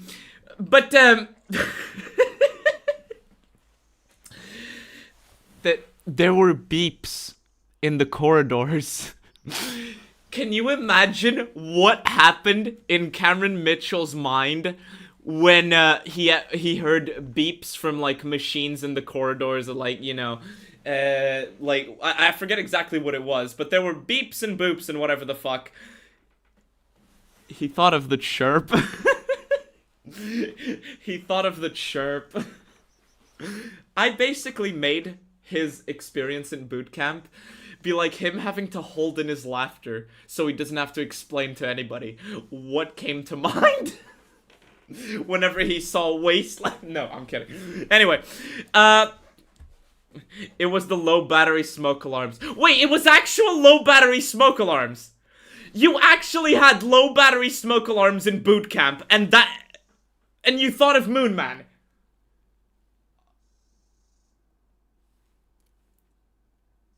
That just makes it funnier. My god, how you didn't get busted for this shit, I don't know.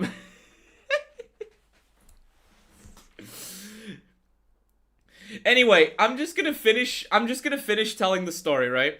So, back to the story. Yeah, I see we're doing a double feature. Alright.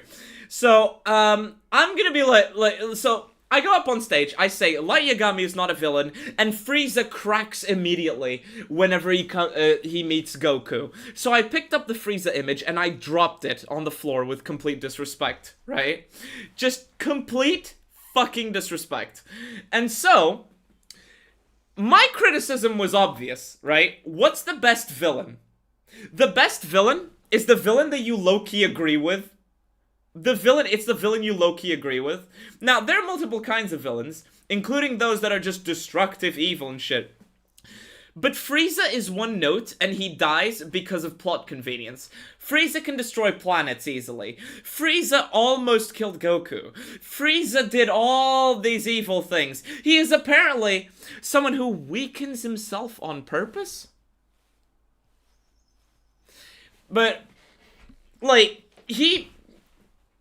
Frieza does a lot of evil things. But then he suddenly becomes useless when he comes across Goku, right? He can do all of these evil things, but he's a moron, right?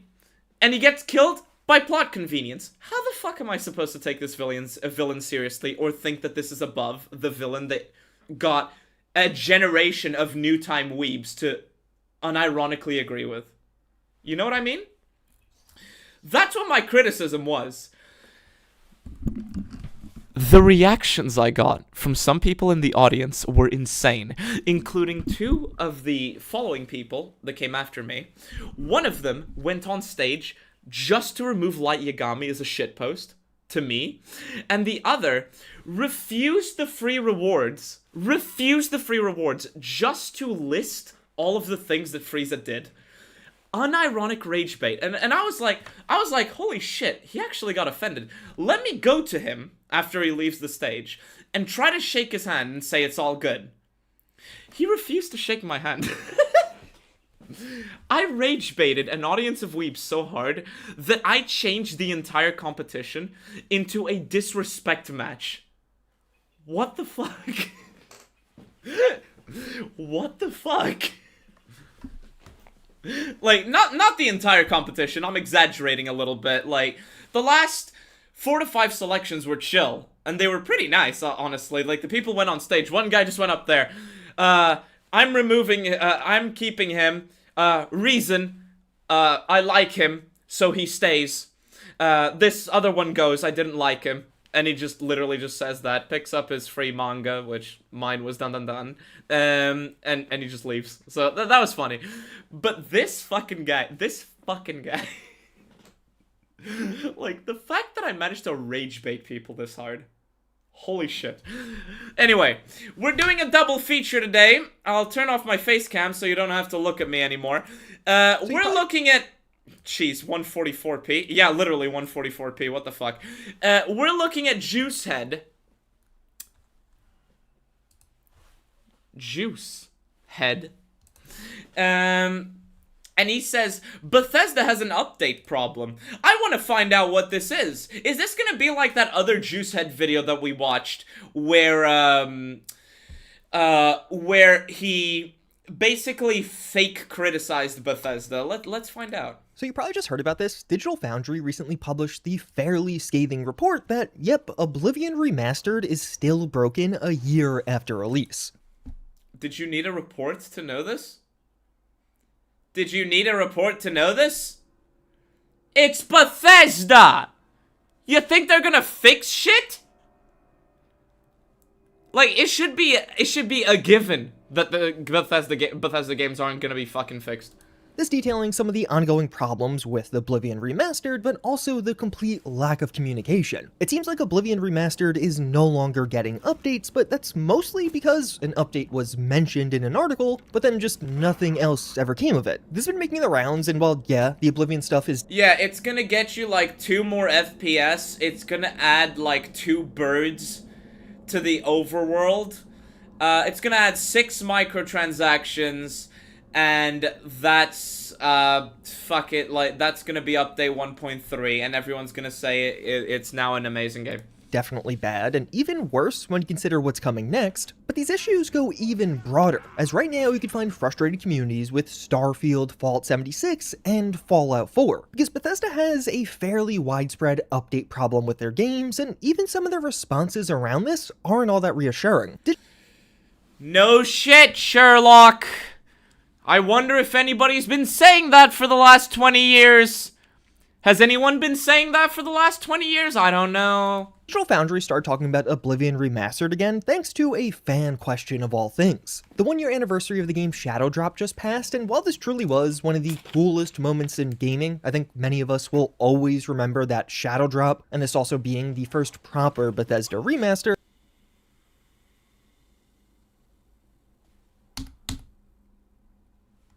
Shadow Drop just passed, and while this truly was one of the coolest moments in gaming, I think many of us will always remember that Shadow Drop, and this also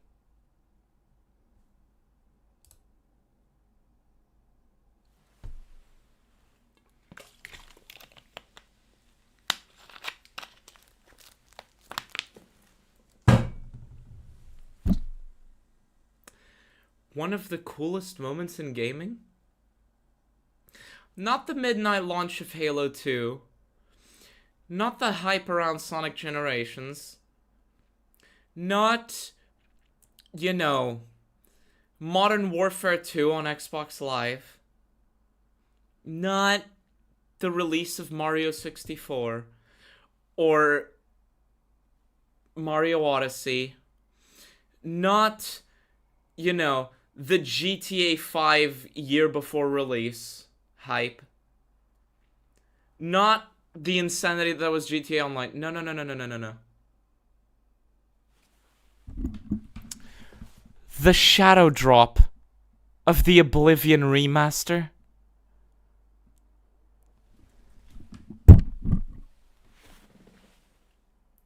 Coolest moments in gaming, my fucking ass. Let me hold on. I just noticed a mistake in something I'm doing here in the background. Hold on. Sorry. I let me just sort this because I messed this up. Alright. But yeah, one of the coolest moments in gaming? The fuck are you talking about? Like, Red Dead Redemption 2? You hurt yourself today? Try not to hurt yourself, yeah?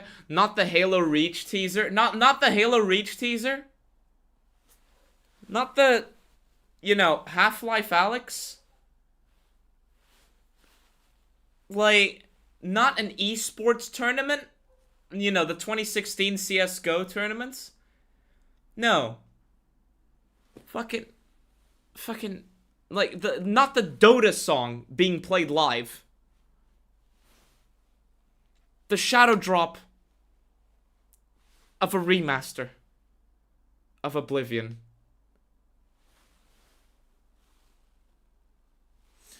You drank 10 shots of anise?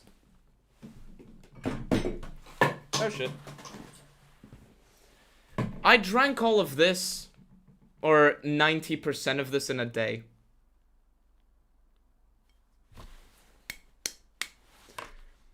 You're gonna be fine with 10 shots of anise. You're gonna be fine. Where did I do that? Okay. being the first proper Bethesda remaster, but at the same time, Wait, proper Bethesda remaster? Was it even remastered by Bethesda? Hold on. Oblivion remaster. It was by Virtuous and Bethesda Game Studios, so it wasn't even a proper remaster. Shut up. It wasn't even a proper remaster by Bethesda. It was just mostly done by someone else. What? What? What? I think this also hid many of the true issues with Oblivion Remastered that were here since the release of the game. The hype got us this time. The hype got us this time. Is there anyone to blame? You know, the people who just never mention the issues until like a year after everyone knows the issues? Could it be that? Could it have anything to do with YouTubers, influencers, who do nothing except pretend to be fair and balanced, but just never mention the issues until they're well established and too late, and then go right back to repeating the issues and creating the conditions for the issues to be repeated? Could it have anything to do with that? No, it was just the hype that got you this time? Fuck you, JuiceHead. Because what you find is, while this Unreal Engine 5 project looks absolutely stunning, quite quickly in gameplay you notice it does have a prevalent stutter problem. So even in just medium-length gaming sessions, you're going to be getting a ton of stutters, and probably a few crashes as well. All of this even after the 2 major updates that have dropped for the game last year. And even It is now normalized. A game stuttering, having frame rate dips, is now normalized. Look at this. Oblivion Remaster. A remaster of a 20-year-old game that's also a bit of an artistic shit show. Fucking 55 FPS on a patched version on PS5. A 20-year-old game at 55 FPS on a PS5. Why is this normalized? Fuck, I know UE5 is ass, but damn it. in consoles, there is a separate problem where your performance just degrades over time. This was a problem on release, and Digital Foundry just retested it to confirm, yeah, it's still like that. Play Oblivion Remastered for too long, and you'll just get less FPS on consoles. The last update for this game was in July of 20. Why is this normalized? How is this normalized? Could it be people making excuses for Bethesda back to fucking back? Could it be people sweeping issues under the rug? Could it be any of that? Could it be people like you, JuiceHead? That don't point out the problems? That don't limit expectations? That don't tell their audience, hey, this company is ass, please stop? Could it have anything to do with that? No, no. Now we have Bethesda Game Studios, who get credit for a remaster they didn't even make. But the remaster is now one of the coolest moments in gaming, and things that people could predict would be the case fucking eons ago. Oh, only now they're being talked about. They're only being talked about now. What a fucking... I'm so tired. 2025, and while Bethesda may have confirmed a patch 1.3 to the Economic Times, they mention it in Oh, don't worry, guys. Patch 1.3. The problem is that they haven't talked about it. The problem is that they haven't talked about it. No, don't worry, guys. Patch 1.3, that's fine. There's gonna be patch 1.3. The only problem is they haven't talked about it in a while. Fuck me, man. this article, but otherwise I can't find an official source anywhere. Nothing has actually come to the game, and there's really been no news around this since July of 2025. So it seems safe to say that this game might just stay this way, with degrading performance. Yeah, like fucking Fallout 4 Anniversary Edition. Are you gonna talk about that? Are you gonna talk about that? Are you gonna talk about this very obvious trend? Also, it's not gonna stay this way. You wanna know what's gonna happen? Bethesda's gonna shadow drop an update. A lot of simps are gonna say, oh yeah, this has been fixed, this has been fixed. Bethesda's gonna make sure that people talk about it by putting the list of some of the things that have been fixed right at the tippy top. They're gonna say that.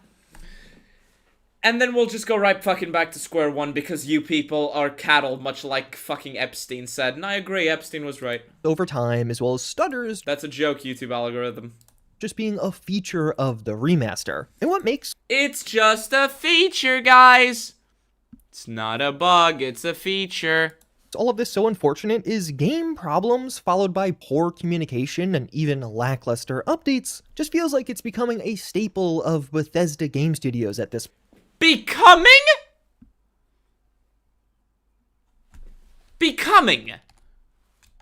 All of this so unfortunate is game problems followed by poor communication and even lackluster updates just feels like it's becoming a staple of Bethesda Game Studios at this point. Starfield Becoming seems like It's been this way since Skyrim. No, I'm sorry. It's been this way since Oblivion, which is a good game, I hear. I don't care. I'm not an Elder Scrolls fan. I'm not. Just not for me. You think it's the best game ever? Sure. You want to say it's the best game ever? Sure. You want to defend it? Sure. Not for me, okay? But Bethesda has a track record of not fixing shit. Like, every time Bethesda publishes a new game, modders fix problems that have been there for decades that Bethesda never fixes. Like, why did it take until, like, 2020 or 2021 for there to be an FOV slider in fucking Fallout 76? And it's not even a good FOV slider, by the way. But, like, it's becoming a staple at this point. Also, JuiceHead, it's not the poor communication and lackluster updates. It's the fact that the games just fucking release like this. The games just release like this. You have normalized, people like you, JuiceHead, have normalized games fucking releasing like this. Oh, it got a buggy release. But don't worry, guys, it'll be fixed. Update 1.3, am I right, chat? Fucking hell. Updates just feels like it's becoming a staple of Bethesda game studios at this point. Starfield recently got its big update. It finally came to PS5, and of course, space travel is now a proper feature with free lanes. The content of this update itself is really solid. I was very impressed with what they showed off, but sadly, this is debuted with a huge crashing issue on PlayStation 5, and even to a lesser degree on Xbox. I'm gonna talk about this in my upcoming video, don't worry. Sometimes this is just a flat crashing of the game, so you're just exited from the game, but it seems like the most common problem. Oh my god. Even I didn't know that it was this bad. Chat, are you looking at this? Look at this, look at this. Crashes at 8 p.m. on the 10th of April. Crashes at 11:30 a.m. on the 11th. Crashes 2 minutes later, crashes 30 minutes later, crashes 1 minute later, crashes 1 hour and 20 minutes later. What the fuck? Literally, crash, this player goes to bed. They play, let's say they start playing at like, I don't know, 10. So they play for a bit, crash. 2 minutes later, crash. 30 minutes later, crash. 1 minute later, crash. What the fuck? I mean, I knew it was gonna be bad. I knew it was gonna be shit. But bro. Like, bro. I knew it was gonna be shit, but holy fucking shit. Like, I knew it was gonna be bad. But this is fucking unreal. And you wanna know what's funny? You wanna know what's fun?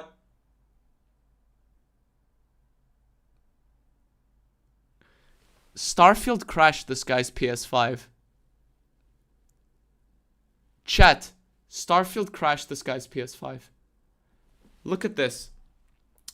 Something went wrong with this game or app, Starfield. Something went wrong with this game or app, Starfield, yada yada yada.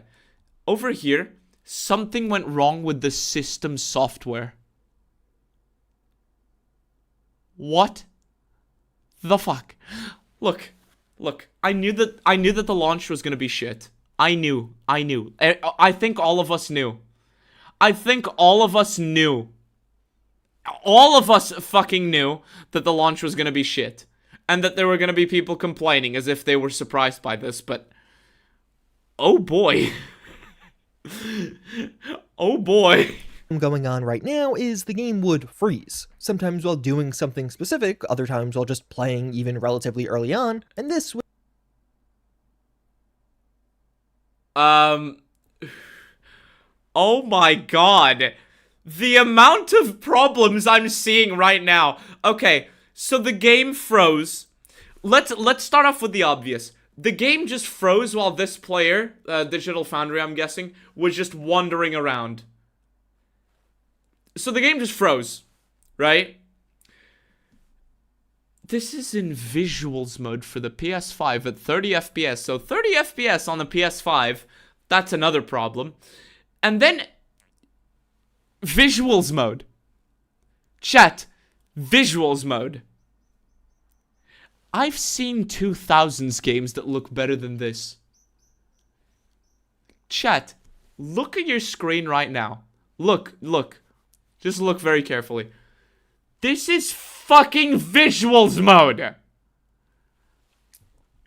I have seen fucking unfinished demos of games being made indie that look better than this. Look at this lamppost. No, this lamppost. You can't see it that well because of the chat. I'm gonna reduce the size of the chat just for a second. Chat, look at this lamppost. Does this lamppost look like it's even here? Does it look like it's part of the scenery? Does it? Because to me, it looks like a slightly floating. In fact, you can even see where it slightly floats over there. I'm gonna screenshot this and I'll post it on Root app so you can see. Like, this lamppost is floating. Like, it'll be in the fucking Fallout chat. It'll be in the Fallout chat. Like, look at this. Look at this. Yes, my chat history with Kabu. I can't zoom in. But the lamppost is fucking floating, right? This one looks like it's floating as well. It doesn't even look like it's part of the terrain. These bushes. Oh god, the bushes.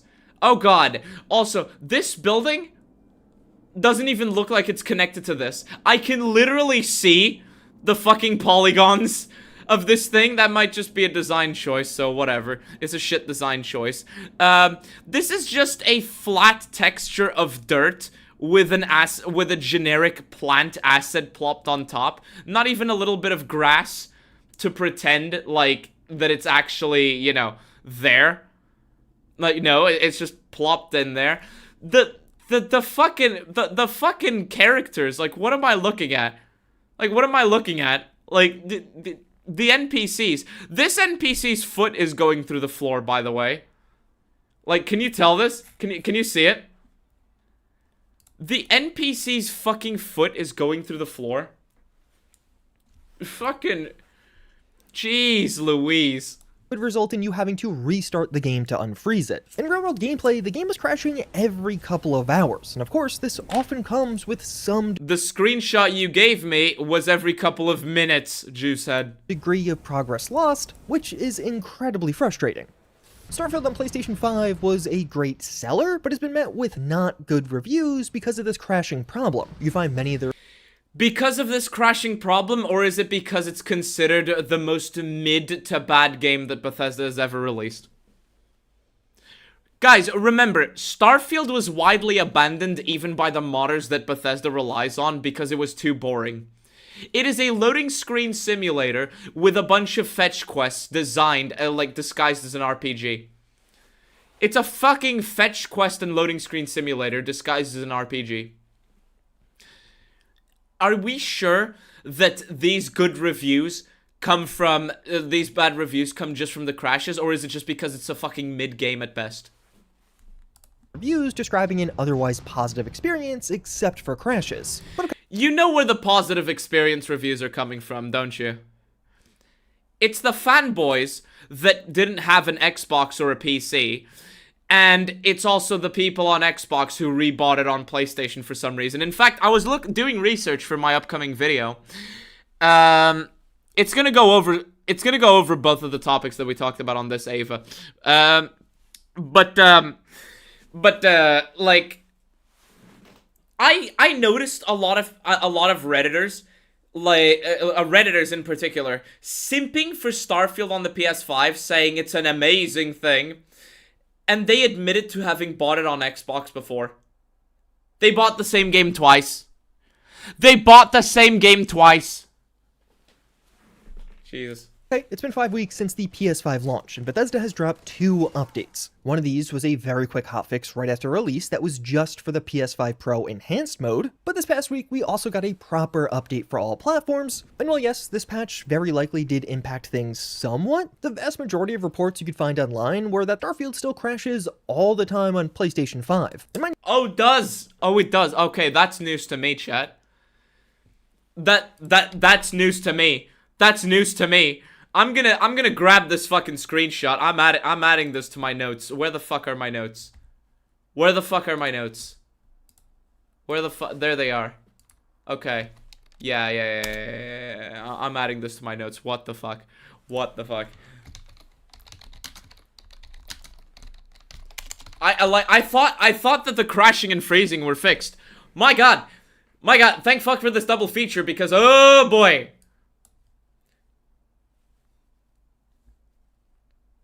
Average Reddit behavior, yep. This patch took 5 weeks to drop from the freelance Spacelanders! They're not... They're not wasteland... fuck... Goddamn... Wait, fuck...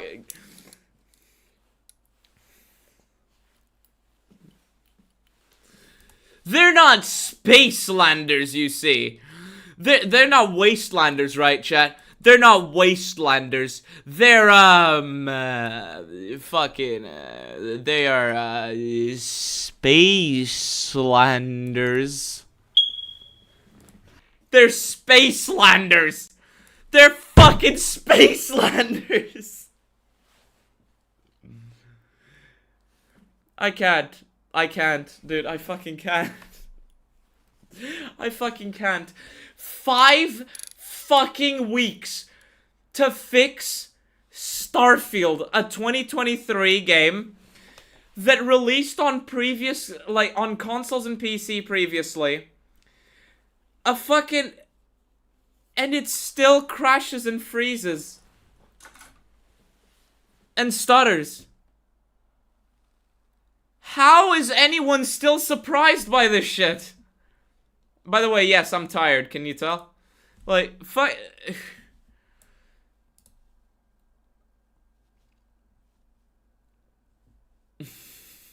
She.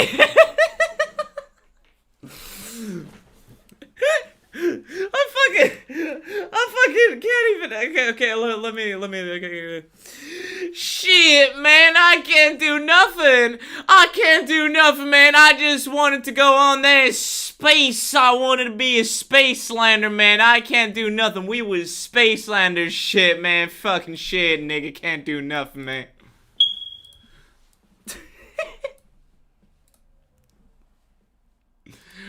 Only on this YouTube channel. Only on this YouTube channel. I must be fucking unique. We was Spacelanders and shit. In Portugal, you would die in Lisbon. I'm Portuguese. I'm Portuguese. And yes, I know I'd die in Lisbon because Lisbon has no Portuguese people in it. It only has the Wastelanders. That's what it has. Can't do nothing, man. Anyway. A no-no.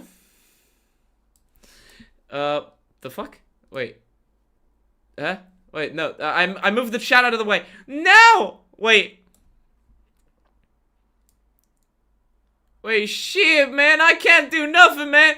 My chat's going out of place, man. Shit, man. I can't do nothing. Anyway.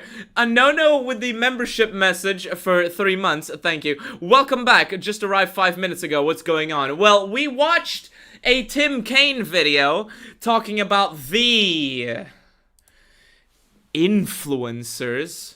Those damn creatures. And we are now watching a JuiceHead video where we found out that Starfield on PS5, the game that everyone pre-ordered more than Pragmata, the game that a lot of people purchased on Xbox and then bought it again for PS5, the game that crashed every couple minutes, took 5 weeks to be properly patched, and it still fucking crashes and freezes and stutters. According to this post, all it requires, it still requires you to fucking quit to the dashboard. What the fuck? How is anyone surprised? update. So people are By the way, click the like button on the stream. If you don't click the like button on the stream, I will put a wastelander in your house. waiting quite a while to get rid of these crashes, and they're still here. And one important note here is that some people do seem to just be totally unaffected by the crashing issue on PlayStation. What's that PNG looking ass fire over there? Is that some people do seem Chat, you're seeing this, aren't you? Chat. Like, you're seeing this fire over here, aren't you? Like, what?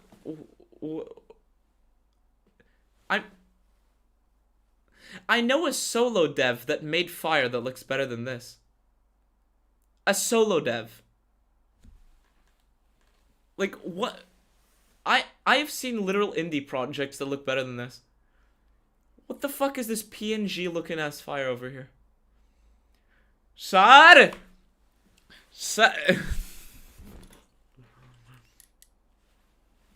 It reminds me of PS3 Advanced Warfare, except they had an excuse. Yes. Advanced Warfare on the PS3 looks better than this. Call of Duty Ghosts on the PS3 looks better than this. Man, sir, do not redeem the fire, sir. Do not redeem. The fire is good, sir. Do not redeem. Oh my god. Oh my god, sir. Please. Please just purchase your Bethesda game. Purchase the Bethesda game. It is next generation. This runs at 30 FPS on the PlayStation 5 and 42 on your PC. You have to upgrade your PC to run this PNG fire. It looks very good, sir. Sir, it looks very good. It's very good, sir. This is going to be this 2023 game is going to be Game of the Year 2020. Trust me, sir. The fact I can do that so well concerns me. to just be totally unaffected by the crashing issue on PlayStation. You find posts of people saying, I've never crashed and I'm having a great time. But from game reviewers to even regular fans, lots of people are still crashing and crashing regularly. And you can find this reflect even on the Xbox Series X? Was it this game? Rip the stream.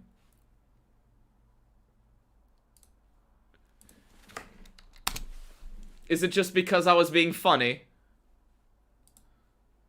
YouTube algorithm, everything I'm doing here is a joke, just saying. Is the stream actually done? Or is it just... No, we're still live and we're still monetized. Woohoo! Woohoo! Mamma mia! But this game was made... This game was made for the fucking... Like, you see this? Like, fuck it. You see this? This over here. This game was made for the Xbox. It's an Xbox game. And it still crashes. Like, just crashes. The amount of crashes on the PS5 Pro are making me want to play less. Don't worry. You'll want to play less even if you had no crashes. Like, what the fuck? Too base to die? I am I? Am I too base to die? I'm too based, chat. I'm too based. God fucking goddamn. God bless the Enclave, chat. God bless the Enclave. God bless America. We're too based. We're too fucking based to die. Like, YouTube ain't got shit on us, man. YouTube ain't got shit on us. Shit, nigga. That's a joke, YouTube algorithm. Let me see, did I get demonetized for that? No, I didn't. Okay, cool. Don't worry, YouTube. If you detect any no-no words, that's because I'm secretly a black rapper or some shit. in the overall reviews for Starfield on PS5, this is definitely a wide-scale problem. And this is where you kind of get into the next phase of this issue with now what? Bethesda is also coming up short in their follow- Yeah, now what? Now what? Are you gonna call it out? Are you gonna say that this is a massive trend on Bethesda's part? Are you gonna say that the Bethesda has been like this for decades? Or are you just gonna say, oh, they need to communicate more, wah wah. like, I think it was a couple months ago that we saw a video by JuiceHead. No, it was in October last year that we saw a video by JuiceHead in which he said this isn't a company that he wants to support anymore, and then within a few weeks he was back to supporting the company again. Any lessons learned? Any lessons learned, JuiceHead? Anything? No? Follow-up support for a lot of these games. The Starfield patch from this week stated that another all-platform update was planned for June, so likely in another month or so we'll get another update in mid-June.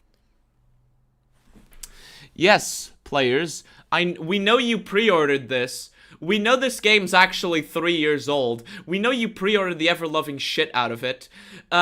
Just wait 2 months. Just wait 2 months to have your game be playable. Just wait 2 months in order to be able to play the game you purchased. Fuck the state of this industry, and fuck anyone still making excuses for Bethesda, seriously. Duality became a major general channel member, thank you very much. You get an early access to content, to videos, you get access to member-exclusive videos as well, some emojis, a verbal shout-out at the end because you're a major general, and you also get to be in the credits in the description of the video. Motherfucking Spacelanders. So, okay. How old is this video? 20 hours ago.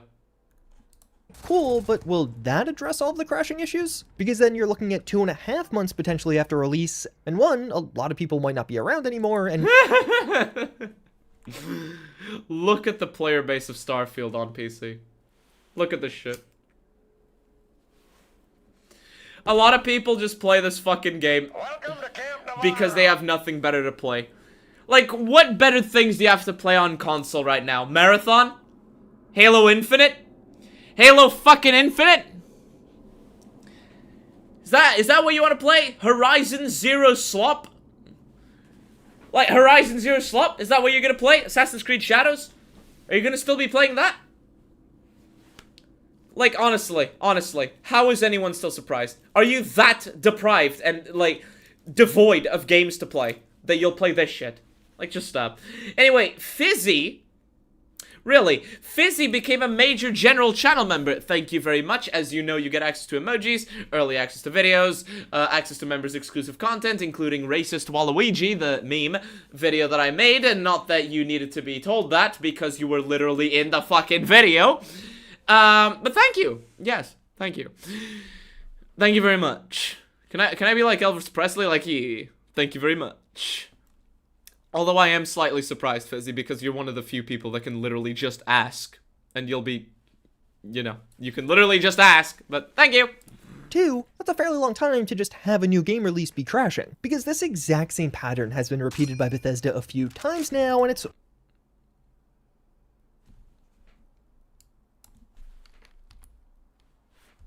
off be crashing, because this exact same pattern has been repeated by Bethesda a few times now, and it's...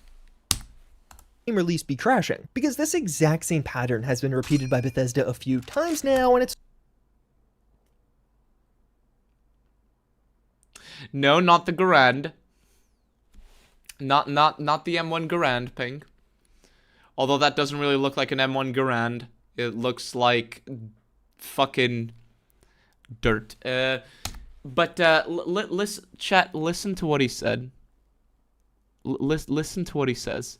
Game release be crashing, because this exact same pattern has been repeated by Bethesda a few times now, and it's... A few times now? A few times now? A few.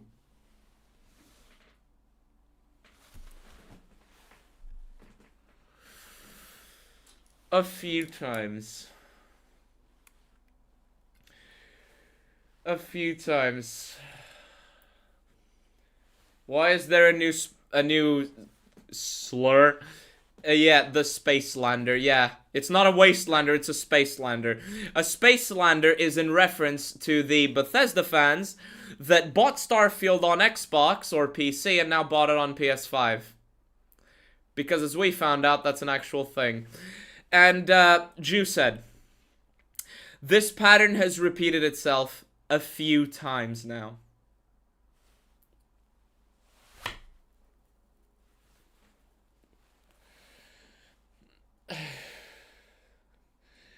Fizzy, I will teach you how to make ponchas, including the long-lost regional one.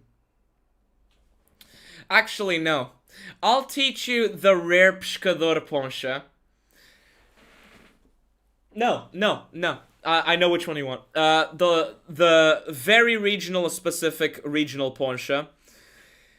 If you send me fucking $20 right now, so I can buy some of this shit to have to deal with some of these fucking creatures still. It's YouTubers like this. It's YouTubers like this, right? YouTubers like this that like, I'm sorry, let me just go into an impromptu rant here, because this is really driving me insane. I have been the victim, quote unquote, it's fucking words on the internet, and some guy, entering my fucking root app server. Did you know that some fucking guy, came to my root app server, trying to distribute, pizza with cheese on it, to try to start a scandal with me? And to try to fuck with me. That's the scale, because of my fucking Fallout videos. That's the scale of shit that I have to deal with. And it all comes from YouTubers like this. From people like this, who try to downplay the problems. People who can't fucking accept that they're just influencers. They're just shills. Shills? No, Fizzy. Not by YouTube, or else I won't get your money for 2 months. But I'll pay you back, promise. But, like, you know I'm good with these things. But fucking, god damn it, like, we have to deal with our hobbies, our games, our passions, our franchises being fucking ruined because of YouTubers like this, who let things get to an unacceptable level. Starfield on PS5, crashing every god damn it, fucking 2 minutes, every 2 fucking minutes, and the people who turned this situation into what it is, the best these people can do is say, well, this pattern's been repeated a few times, and it's okay, like, you'll have to wait 2 months to play the game you bought. And we, Kretosis, me, Mist, who's new to Fallout, and got immediately harassed by these degenerates within 5 seconds of joining the fanbase, because she doesn't have the same brain rot these people do. We get shit-talked, we have to deal with this crap, we have to deal with all this, and these people, what's the best thing they can do? Oh, well, yeah, it's crashing every 2 minutes, but you'll have to wait like 2.5 months to play the game you bought. And, yeah, it's a pattern that's repeated itself a few times. Like, no, you fucking wastelander. This is a pattern that has repeated itself for 20 motherfucking years. 20 motherfucking years. 20. If it was like 2 times, and there was, like, a huge context behind it, like, you know, something that was out of control of the devs. Okay, if there was something that was mostly out of control of the company, okay, I'll get it. Sonic Frontiers also launched a little bit buggy. Sonic Superstars also did launch a little bit buggy, but they fucking fixed it. They fixed it, and they gave players a bunch of goodies, free rewards, a lot of good shit, as a thank you.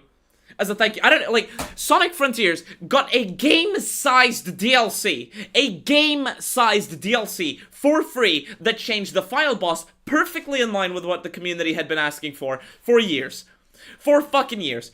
Sonic Team fucks up once. Well, not once. Sonic Colors Ultimate had released a few months before, but that was another company. Whatever. But the Sonic Team had fucked up, but they had something good in there. But they had fucked up, and they're like, wow, holy shit, thank you guys. Holy shit, thank you for the patience. Here's a new game for you for free. That's the power of speaking up, and that's the power of actually talking about these things. But on Fallout, Starfield, Elder Scrolls, games get abandoned, launch buggy, launch broken, launch terrible, like fucking money-hungry tactics, Bethesda reselling unfinished mods. I don't know if you know, Fallout 4 Anniversary Edition has a literal unfinished mods. Unfinished. Like, some of the mods give you, fucking player housing or whatever. They're still labeled quick test sell. And you can't even use the things properly because the mod is unfinished. Bethesda reselling other people's unfinished work. And the best thing these people can do, oh no, it's a pattern. A few times now. It's just a pattern that's been repeated a few times now. No, I refuse to accept this. Fuck you, JuiceHead. You fucking think. You fucking wastelander. I hate this. Jesus Christ. Like, why is it now normal? Why is it now normal to wait months after the release of a game to be able to play it without freezing? I played DayZ Standalone when it was in early alpha. Early alpha DayZ Standalone. It was more stable than the average Bethesda game. More stable than the average Bethesda game. Did it stutter? Yes. Did it have lag? Yes. Did it have desync? Yes. Yes. Yes. Motherfucking yes. Did it have a few crashes? Oh, yes. Nothing in line with this. Nothing in line with this. One of my favorite games of all time is Sonic Heroes on the PS2. Yeah, not the PS2 version. It's just the one version I grew up with. The Sonic Heroes on the PS2 gets trashed, fucking constantly, motherfucker, constantly, for being buggy, broken. The very same people will look at shit like this and say, just wait for the fix, bro. Fuck off. Like, actually fuck off. Fuck these people.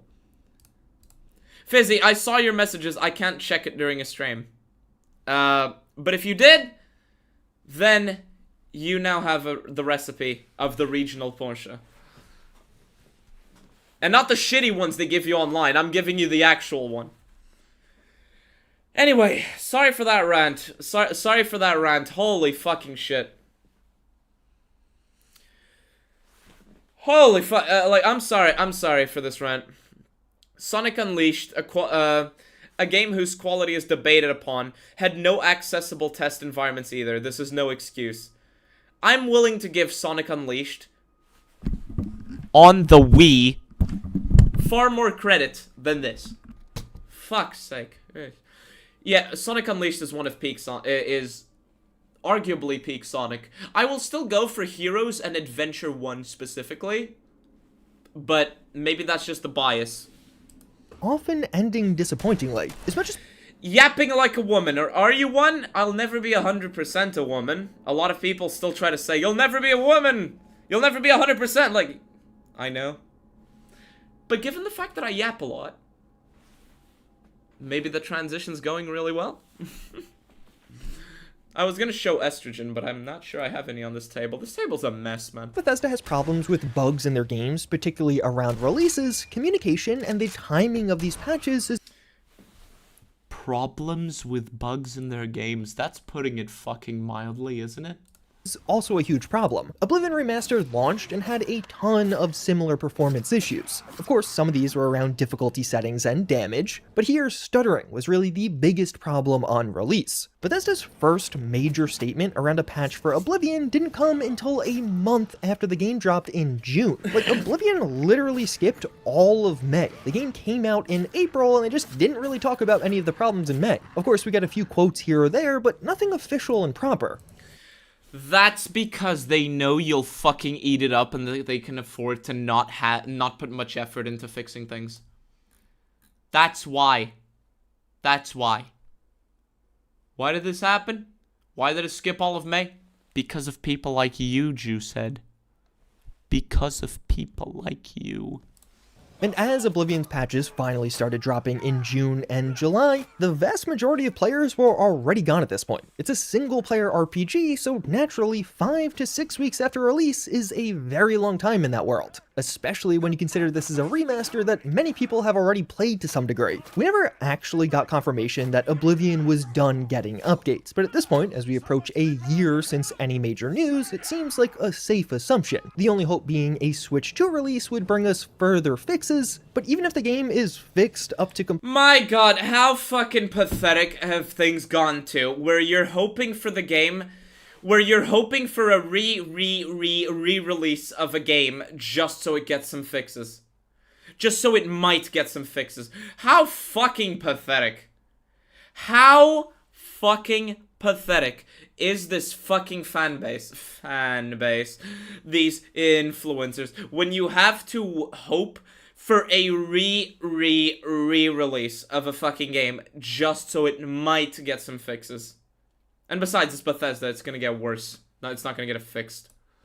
Completion with a Switch 2 release, that's not really the point, is it? Game Elder Scroll. fixing updates aren't just supposed to happen when there are new opportunities to make money around the game. It's also supposed to be for all of the people who already spent money on the game and are... You just touched on the problem, fuck it, JuiceHead. Updates are for when you... updating, fixing things is an investment. It's an investment. You know you're gonna update it if you think you can make money on the game. You're gonna. But if you don't think you can make money on the game, you're not gonna update it. Simple as. Simple as. Having issues. But to me, Bethesda's most egregious updates yet have come for the Fallout franchise. Many of you likely remember how Bethesda's... Is he actually gonna touch up on the problem? Is there gonna be some pattern recognition? I didn't play this piece of shit because it somehow looks worse than the original game. Yeah, it does. It does. Like, the graphics in general are better, but the art style is just gone. The art style is just gone. It's just gone. sort of broke Fallout 4 with its next-gen update. I'm sorry. Shut the fuck up. What the hell? What the hell? Wait. Game and are having issues. But to me, Bethesda's most egregious updates yet have come for the Fallout franchise. Many of you likely remember how Bethesda sort of broke Fallout 4 with its next-gen update in 2024. Chat, increase your volume. Many of you likely remember how Bethesda sort of broke Fallout 4 with its next-gen update in 2024. Many of you likely remember how Bethesda sort of broke Fallout 4 with its next-gen update in 2024. Many of you likely remember how Bethesda sort of broke Fallout 4 with its next-gen update in 2024. But sort of broke Fallout 4? Sort of. Sort of. The game was literally unplayable. You could not play the game. You could not play the game. It broke every mod. You know, the mods a lot of people relied on. It broke the core game. It made it unplayable for most. They literally broke the game. It wasn't sort of. It was fully. the situation is actually The fuck? worse than many of you remember. The next-gen update wasn't announced until 2 weeks before it dropped, so there was just a ton of confusion and even fear-mongering in the community. Fallout 4 hadn't been updated in years, so Yes, there was fear-mongering in the community because everyone knows that Bethesda games rely on mods. Everyone knows that Bethesda games rely on mods. There's still people who cope, sneed, and Whenever it's coming, maul. Oh, shit. There's still people who cope, sneed, and mauled at the fact that, no, people don't need mods to, you know, play a Bethesda game. Like, fucking idiots. So, of course, there was fear-mongering because people knew. It wasn't even fear-mongering, it was just legitimate concern. Because people knew it was fucked. They were fucked. fear-mongering in the community. Fallout 4 hadn't been updated in years, so whenever this was coming, or whether or not an update was even coming in the first place, would lead to a ton of mods breaking, and there was just A ton. All mods broke, and the game itself was unplayable. Taking some L's even says, allow me to grab this here. Taking some L's even says, where the fuck? He says, it's unplayable on 8th gen consoles, that's PS4, Xbox One, by the way, due to the shit performance that next gen and Anniversary brought. If you don't have a PC or a 9th gen console, you're fucked. And Bethesda's still selling it. Bethesda's still selling it, and somehow we are haters for pointing this out. It's fucked. They're selling a broken product. A very, very broken product. And we're the haters for calling it out. Fun fact, he's playing modded Fallout 4 in the Brawl. Oh yeah, I know he's playing modded Fallout 4, I can tell. a ton of confusion around what was going on. This was all around the release of Fallout Season 1, and it just wasn't a great time for communication from Bethesda. Except when it came to the next-gen update, it didn't even ship in working condition. It of course led to the stutter. It didn't fix in working condition. Everyone knew this was gonna get worse and worse. Everyone knew this was gonna be the case. Everyone fucking knew this, but people still make excuses for this. I'm so sorry to sound like a broken fucking record, but this is insane. Spacelanders. Wastelanders, actually, because we're talking about Fallout 4. God damn it. Issue that would stick around in Fallout 4 for over a year to follow, but it also didn't include texture files. My god, fucking hell. Wait. For some of the newly added weapons from that update. Thankfully.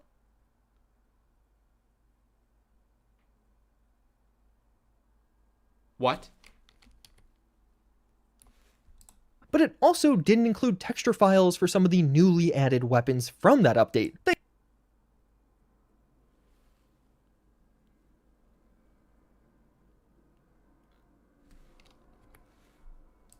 But it also didn't include texture files for some of the newly added weapons from that update.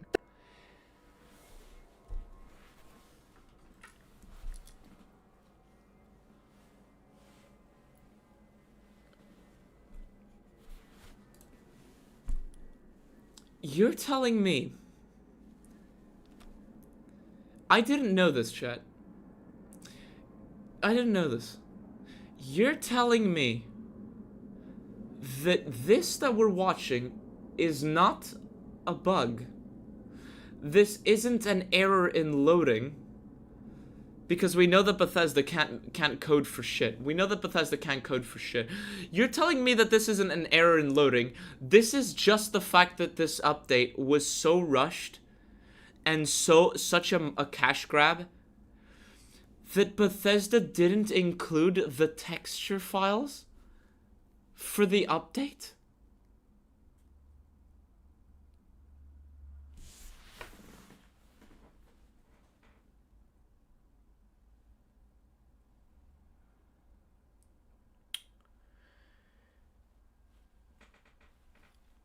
Bethesda rushed an update so bad, and they're so incompetent, they're so money hungry, that they managed to forget to ship texture files?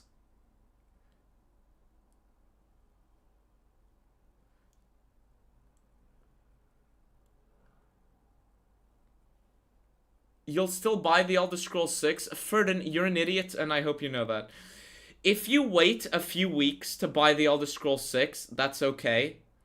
But if you pre-order the Elder Scrolls 6, or you buy it at launch, I want you to know that I legitimately think you're an idiot, okay? This company, and don't leave just yet if you're still listening to me, but this company is so money hungry and so incompetent at everything they do. They shipped and sold a fucking update with other people's work. Because remember, they're selling mods made by other people. And they didn't include the textures. How do you code an update and not have the textures? How? I legitimately want to know how. How do you code an update and not have the textures? How? I need you to understand. Models, not textures. Oh yeah, maybe that too. I don't fucking know. But I want you to know, how is this possible? I legitimately don't understand how this is possible. Because it's one thing to forget, right? It's one thing to forget to put in a line of code that says, yes, spawn these things here. It's one thing to forget that. It's one thing to forget to, you know, plop the item down in the engine. It's another thing entirely to have it look like this and not include all the textures. I legitimately don't understand how you do this unless it's intentional. How do you do this if it's not intentional? Unfucking believable. Even if they didn't play test this, which we know they don't. They didn't test this. We know they didn't. But how is this legitimately possible? I think we all know how. It's either they're testing our limits, the limits of even their own simps, or, oh my god. It's, we forgot, if you know what I mean. I can't go more in depth. Thankfully, 2 weeks later, Bethesda did fix that, although... 2 weeks later?! Wait, what am I looking at? Okay, for one... God.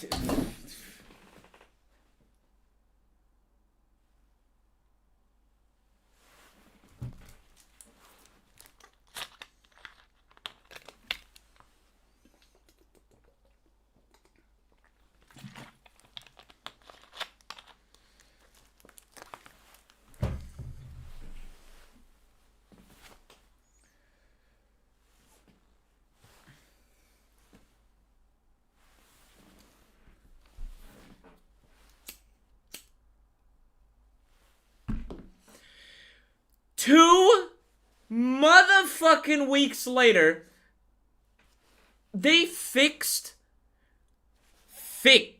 by the way, in case you don't know, the fix was literally undoing some of the things that they had done. The fix was literally, you know, Control Z on the keyboard, you know, go back. The fix is literally like Control Z on the keyboard. That's how they fixed it, in case you don't know. But 2 weeks to do that, and it looks like this face reveal jump scare. It's like my 6th face reveal. I don't get.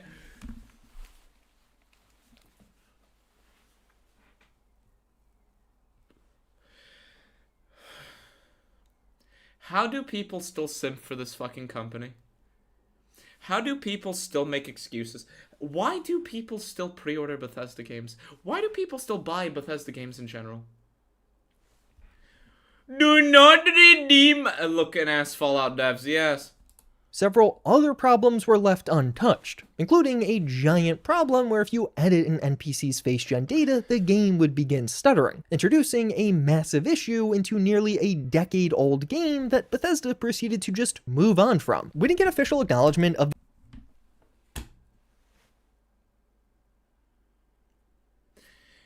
if you edit the face-gen of an NPC, the entire game starts to stutter. For one, stutters even more than it already does. Secondly,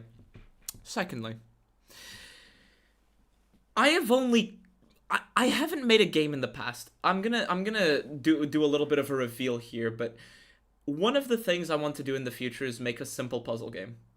I want to make a video game, just a simple puzzle game. Something very simple. Might not even charge for it.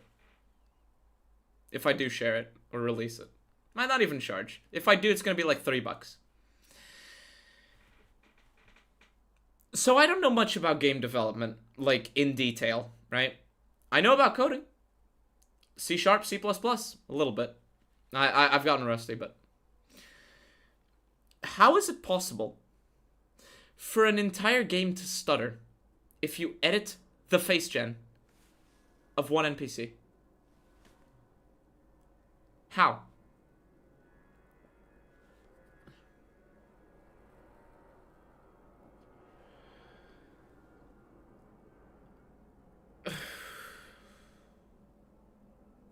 You'll pay for it? I'll keep that in mind. If I do end up making it in the future, it's not gonna be this year. It's gonna be way off. But if I do make it, I'll have a demo. But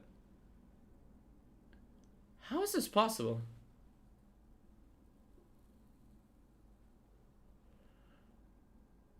It's worse than I think. Wait, your comment here? If you messed with the NPCs in generals, if you have a rebalancing mod, you're fucked? What do you mean? I missed him. What do you mean? Wait, I'm sorry. I thought I knew how bad the 2024 update was, and we're not even at the 2025 one yet. At least I don't think we are. JuiceHead doesn't know how to script very well. I mean, he's okay. I can't really comment. Never mind that. But what do you mean?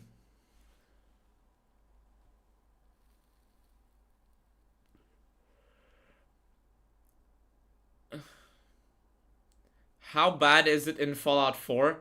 I thought it was apocalyptically bad. It turns out it's post-squared apocalyptically bad. He's referring to a single line of code. Yeah. Single fucking line of code. Unreal, man. These newly introduced Fallout 4 issues until over a year later as we were finally getting around to this anniversary patch, of course, with Fallout Season 2. Again, it's not like this was just a free patch for Fallout 4 to fix an... The lagging happens when you fuck with the NPCs in general beyond the most basic level. If you have a rebalance mod that, say, changes damage modifiers or adds new clothing, the lag kicks in.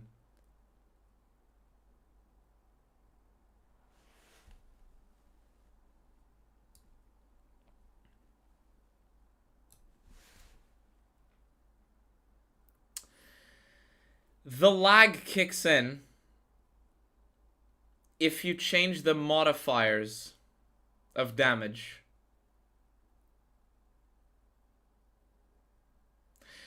The lag kicks in if you change damage modifiers. If you change the damage modifier from 1.2 to 1.3 times, you start to lag. Really? Really?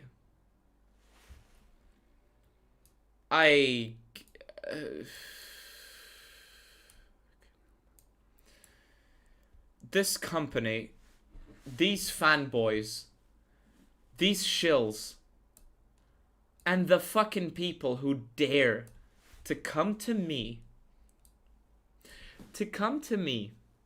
and say that I'm a hater, a grifter, an elitist and shit for calling this out?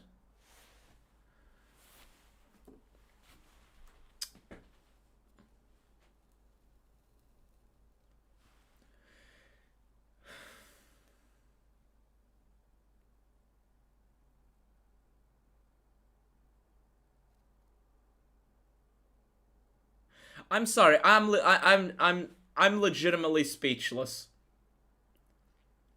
Anyways, here's some speech. This is pathetic. This is fucking pathetic. Existing in fairly large-scale issue, no, this was a content release around a new season of a TV show. So while yes, it did finally fix this stuttering issue that was plaguing the game, particularly impacting console players, how this was done a year and a half later was also pretty funny. They just Control-Z'd it. A year and a half later with the anniversary update, they simply undid the changes they made from the next-gen update to remove the stutters. Okay, so that's even funnier than I thought. Okay, so I misunderstood it. It wasn't with the 2024 update that they pressed Control-Z to undo the shit they did. It was with the 2025 one only. Okay, so my bad. I had actually misunderstood that. So Bethesda breaks everyone's game, leaves it to the community to fix it, and then a year and a half later, when there's another opportunity for that fucking dosh, you know what I mean?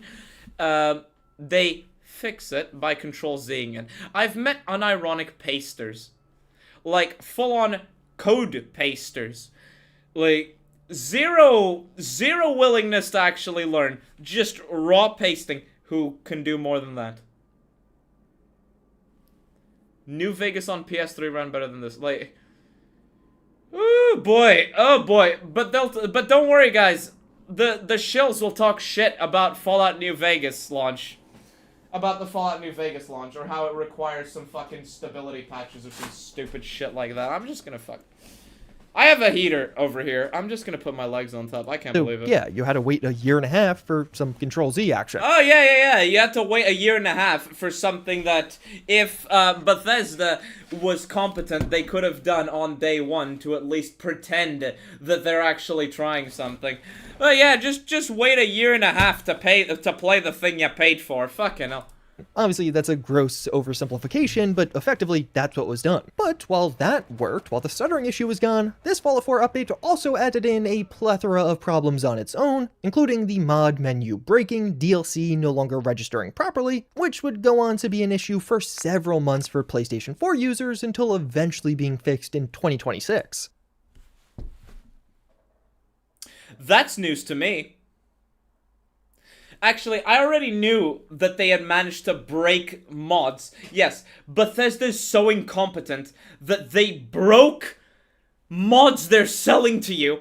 In other words, other people's work that Bethesda profits from, Bethesda profiting from other people's work, and they're so bad that they fucking broke even that. But it took months to fix it. This is not a company. This is a mafia. This is a mafia of mental patients. You hurt yourself today. Look, I know you've hurt yourself today. You've been saying that the whole live stream. Jeez. And those same PlayStation users have also never gotten any of the free content drops for Fallout 4. These should be on the way, they should be coming at some point, along with the promised 100 gigabytes of mod storage space, but now, with it being delayed a few times, we once again find ourselves in a weird no man's land. The last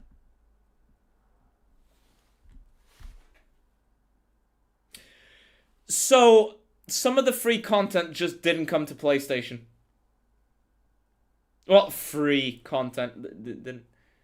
It just didn't come to PlayStation. Unreal. Un-fucking real. Oh, boy. time we heard about the mod storage space expansion was that news would hopefully be coming soon at the end of February. And with several months having gone by, people We hope to have an update soon. Fucking 4 months ago. 3, whatever.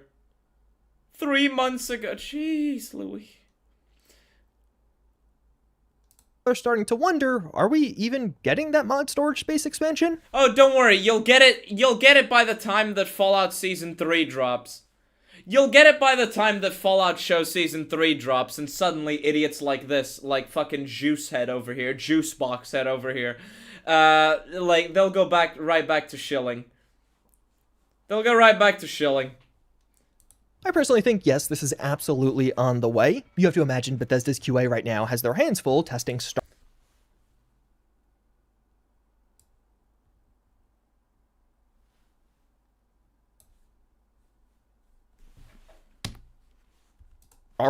Absolutely. Wonder, are we even getting that mod storage space expansion? I personally think, yes, this is absolutely on the way. You have to imagine Bethesda's QA right now.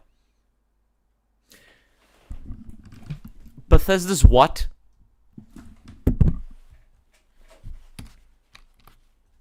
Expansion? I personally think, yes, this is absolutely on the way. You have to imagine Bethesda's QA right now has their hands full testing Starfield and trying to fix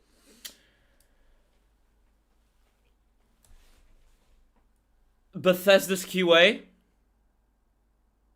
Bethesda's QA.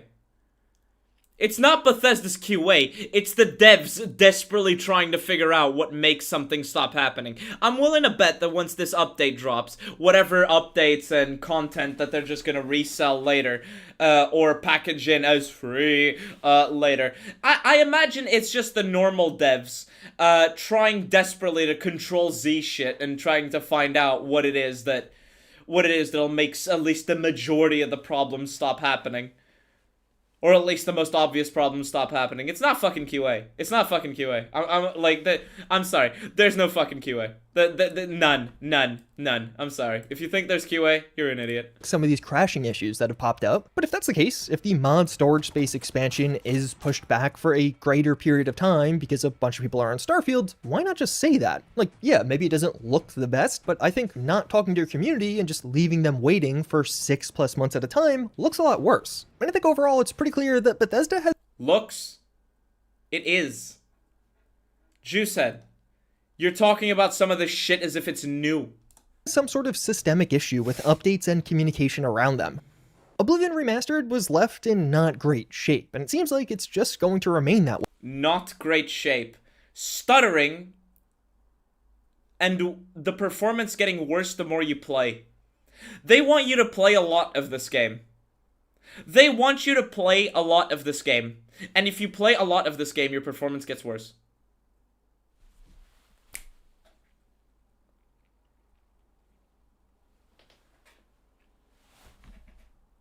Do I have to say anything?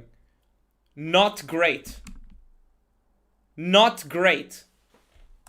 Fallout 4 is probably getting another update, this being the update that fans have been begging for literal years, but now it's over 6 months late and nowhere to be found. And something very similar already happened last year with Starfield. Starfield just kinda skipped 2025, we ended up getting Watchtower from Kingath, which definitely helped, but Bethesda themselves didn't have any major new content releases for Starfield in What am I looking at?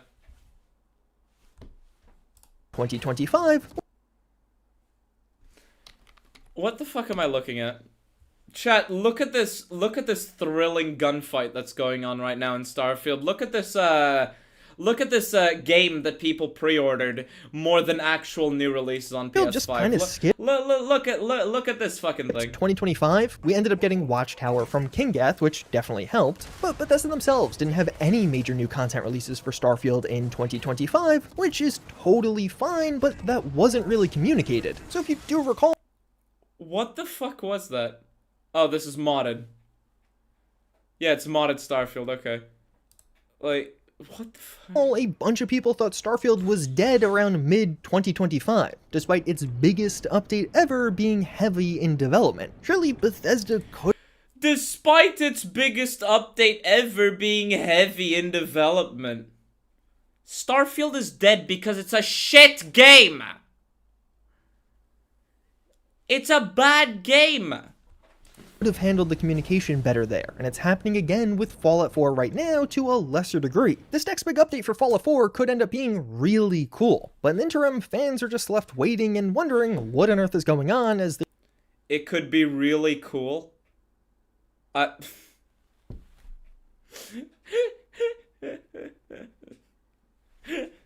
It could be really cool. Why would it be really cool? Because it expands the storage space and gives people some extra shitty skins. Also, chat, look at the frame that we're having on screen right now. What the fuck am I looking at? What the fuck am I looking at, chat? This doesn't even look like coherent game, like, world design. What is this? Why is this light over here? You're supposed to use this console here, right? You're supposed to use this console here, right? Why is there a light that's on over here? Why are there things below this big-ass tube? Why does this tube look like it's not even here? Why is there rubble, like, rubble and a pipe coming out of this console here?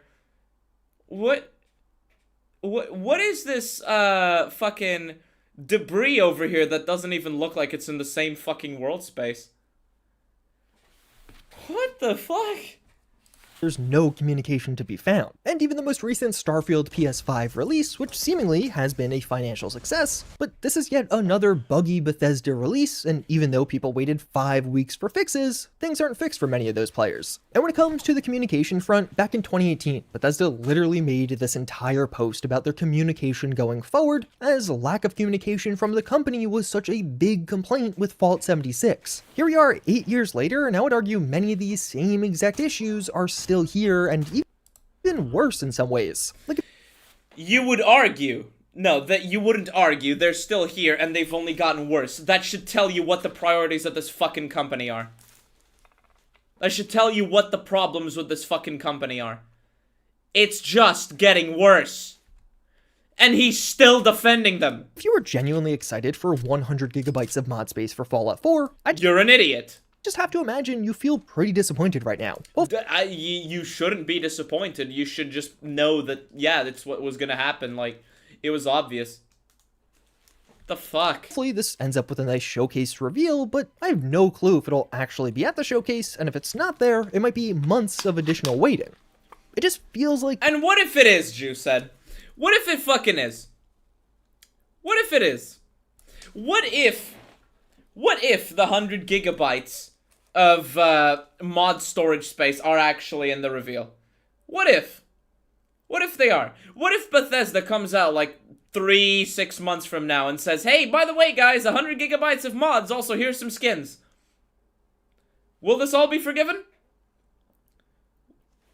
Will this all be forgiven? Will this all be forgiven? Or will you just say, about fucking time, they've finally done the bare minimum? Not even the bare minimum, this is still below the bare minimum. But will you say, this better not repeat in the future? JuiceHead, will you say, because of how long it took to do this basic thing, you shouldn't pre-order Bethesda games in the future, because you might just be screwed over once again? Will you say that? Will you say that, JuiceHead? Or will you just go right back to saying, oh yeah, this is really cool, a lot of players are enjoying this, oh my god, we finally got it.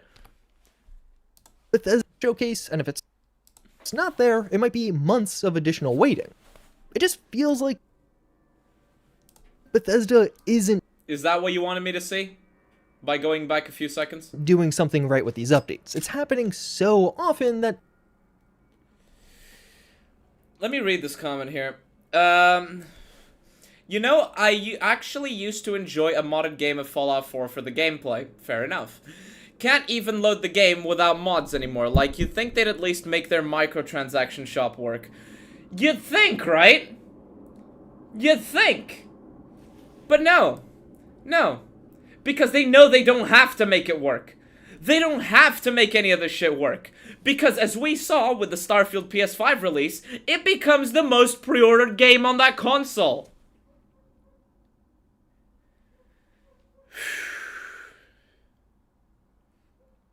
They know they don't have to do any of that. Because it becomes the most pre-ordered game on the console anyway. Bethesda's literally the worst game company. The worst mainstream game company. And they still get fucking praise for it. They still get praise. They still get rewarded. Like, Bethesda just wants money, and they still get rewarded. Starfield was one of the most mid, if not outright bad, releases of 2023. A lot of people were disappointed. A lot of people said enough is enough. A lot of people said this isn't even good to mod. And then what happened? Did any lessons get learned? Like, Bethesda just kept getting worse. We had the Fallout 4 anniversary shit and the 2025 update. And Bethesda selling unfinished mods. Selling unfinished mods. Excuse me. And what happened? People pre-ordered Starfield to the point where it became the most pre-ordered fucking game on PlayStation.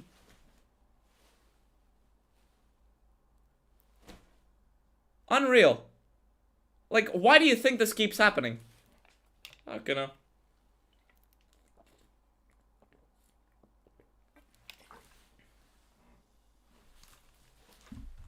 Something's going wrong on their end. These updates are taking a while, What's up, Games Real? still coming out buggy, and not even addressing all of the problems most of the time. But where things aren't working out just isn't clear from the outside looking in. Todd Howard is really our only insight into Bethesda at this point. He is the only one doing consistent interviews around the company, and once Todd Howard is Bethesda.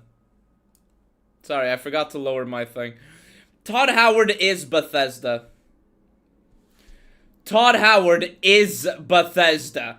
And the fact that he never gives any answers and that he's an infamous liar should tell you enough.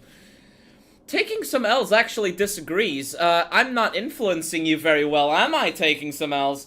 I disagree with Bethesda being the worst big game company. I said mainstream. But alas, Bethesda's failings are painfully predictable. 343/Halo Studios has fucked up Halo to a point that I already want to rant about it.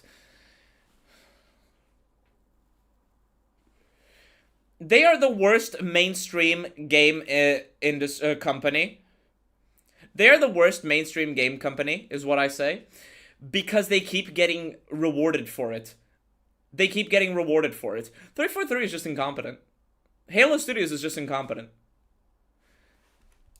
Fucking Bethesda does literally everything they shouldn't be doing, and they're still getting rewarded for it. Speaking about some of these issues, I found these responses to be lacking. It's like increasing the storage space. Something that we kind of put off. There's some internal plumbing we need to do, but it's more so there's a lot of user pain there. So there might be a certain audience that says, I want my storage space increased. This is particularly on Xbox, because when we change it, there's nothing we can do about it. It just trashes all of your storage space. And so there's a lot of user pain there. And so you have your very informed users that are kind of at the top of the pyramid that we're thinking about, but there's a larger one where their game's just going to break and they have no understanding why, even if we're providing it. So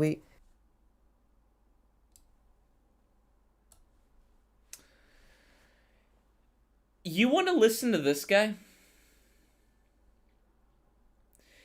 You want to listen to this fucking guy? Really? The guy that is in an interview saying he's concerned about breaking people's games. He is concerned about breaking people's games, yet this is literally all he's done. We're concerned that some people's games might break. Anyway, here's 4 years of back-to-back game breaks. 3 years, sorry. Here's 3 years of back-to-back game breaks. And you want to believe him when he says he's concerned about games breaking? If I had a juice box, I'd sip it right now. we're still working to smooth that out. Here, Todd Howard is 100% correct. Not that I'm really in any position to tell him he's correct about his game, but either way, yeah, the mod storage space expansion, when it goes live, is going to wipe your load order. So if you haven't already, make sure you back this up, otherwise you're going to lose this. But I also think he's just missing the point.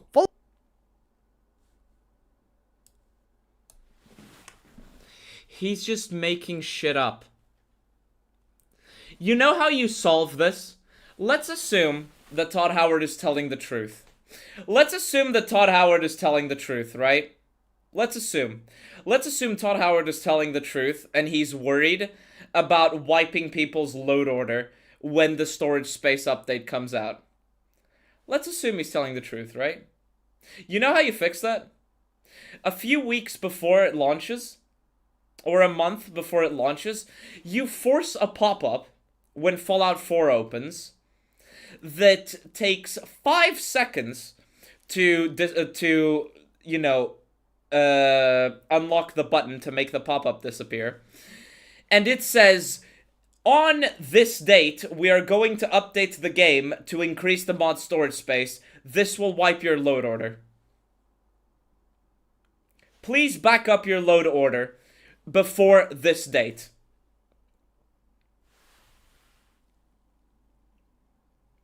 That's how you fix it. You're worried about people not understanding. You're worried about people not understanding what's going on. You do a little pop-up a month before release informing them of this. You make a video and you make some posts. And there you go. Everyone knows now.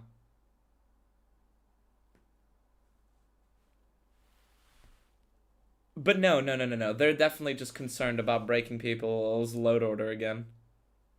Fucking... Fallout 4's anniversary update could have been an epic celebration of the community, adding in way more... What about your Creation Club content? What about it?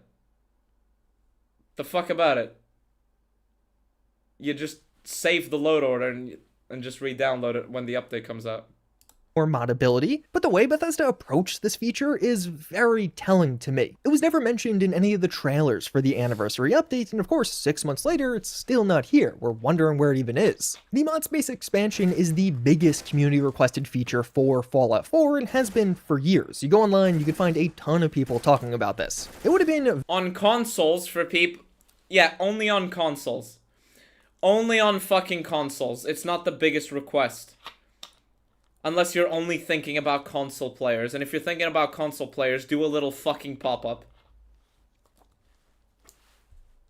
very smart to have this ready for the anniversary update, but that clearly wasn't a priority. Even in the best case scenario, they wanted this out in late November or December, after the first update. And the fact that it was only properly revealed after the initial update broke a bunch of stuff did feel a bit rough. Todd Howard also spoke more directly about some of the broken Fallout 4 updates in this interview. And so, just to let people know, like, it's a priority for us. You forgot how much this game relies on graphics mods to make it look good? Yeah.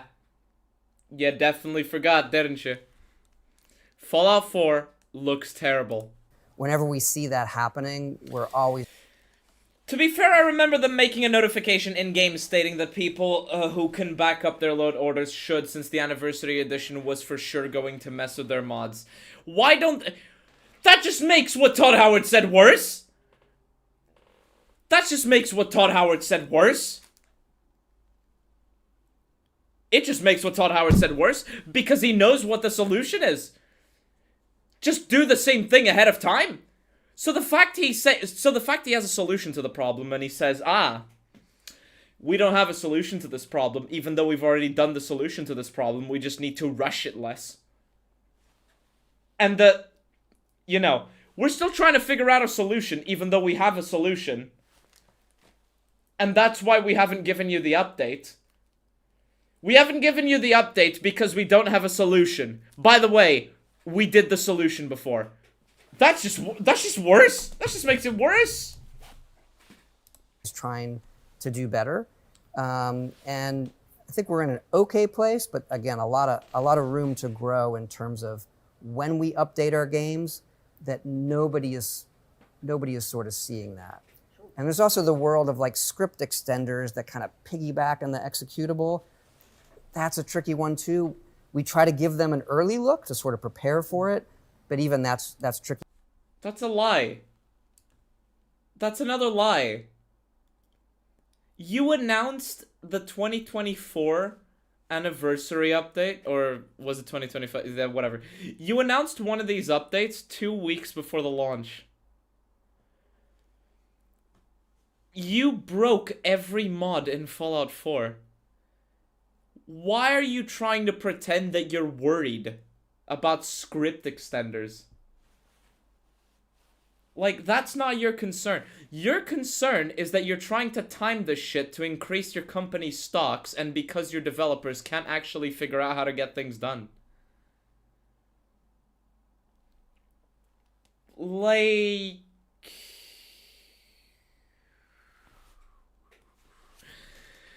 Todd the Liar Howard strikes again. Do it, but just let people know we're thinking about that, right? We're thinking about script extenders when we're doing things, and what is the timing. You're not.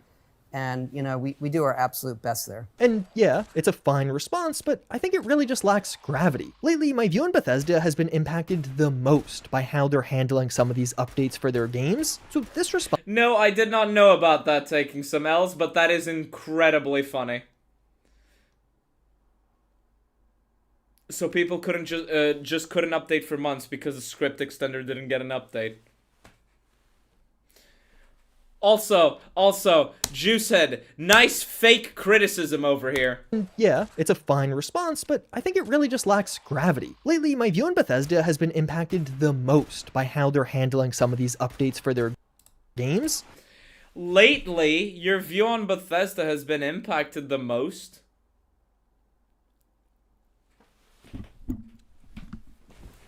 Lately? What is that impact? Because you're still contributing to the problem. You're still contributing to the problem, JuiceHead. All you have to do, JuiceHead, is say, don't pre-order this company's games. All JuiceHead has to say is, don't pre-order the games. Here's why. They have a long track record. You do nothing but downplay the problems, and even when you go into some detail, you still don't get to the point. All JuiceHead has to do is say, don't pre-order these companies' games, and wait for reviews. Don't pre-order, wait for reviews, here's why. And to stop downplaying the problems by saying, it's a pattern that's happened a few times, as if it's not a 20-year-old fucking pattern of Bethesda behaving like this. That's all he has to do. Don't pre-order their games. They have a 20-year pattern of behaving like this. One sentence. One sentence. I'm gonna look like a fucking Islamic fundamentalist here, but one sentence is all JuiceHead needs to say. One.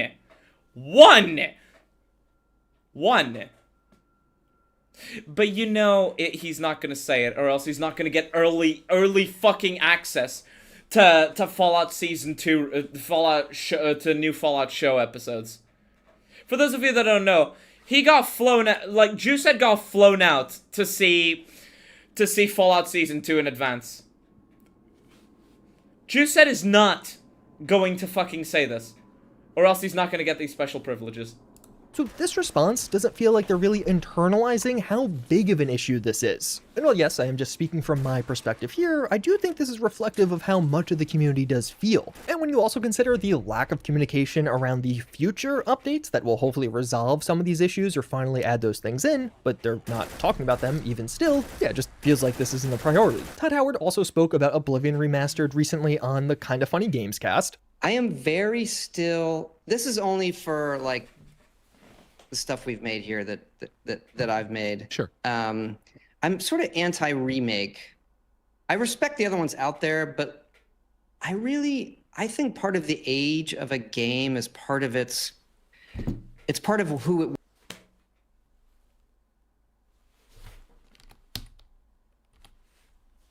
The stuff we've made here that I've made. Sure. I'm sort of anti-remake.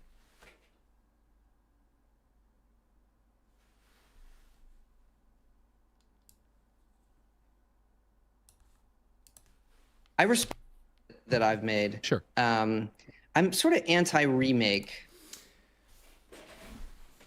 No, you're not. No, you're not. You're You're not anti-remake. You are if you could do a Fallout 3 remake or remaster, if you will, if like you for one. You are the head of a company that re-released Skyrim 7 motherfucking times. Secondly, if you could make money for the rest of time reselling your old games, remaking your old games, if you could make a Morrowind or a Fallout 3 remake right now, you fucking would in a heartbeat. You fucking would in a heartbeat. But you don't have the technical expertise to do it. You don't have the technical expertise to do it. You don't. You don't. Fucking anti-remake. Anti-motherfucking remake. He's trying to convince us that he's anti-remake after he made fucking shitloads of money. You know. With a remake. Like, oof. Oh boy. I respect the other ones out there, but I think part of the age of a game is part of it's part of what it is, like its personality and what it represented when it came out. And so as we approached Oblivion, I definitely wanted it to be a remaster, but kind of the absolute best version of that you can imagine. And so the original game.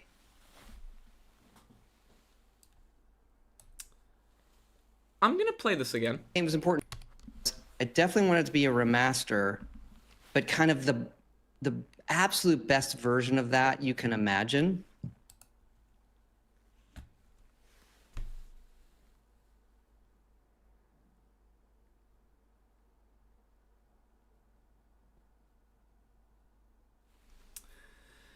Did you realize what just happened here? Chat, did you realize what just happened here?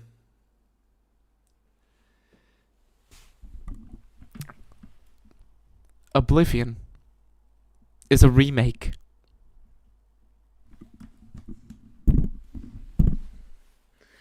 A lot of people called it Oblivion Remastered. It's not a remaster. I mean, is it in the same engine? No, it's UE5, right? Oblivion is a remake.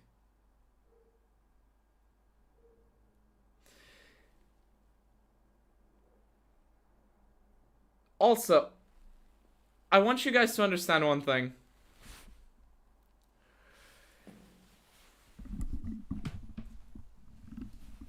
Chet, he's saying he's anti-remake. He's saying he's anti-fucking... I mean, I guess you could call Oblivion a remaster.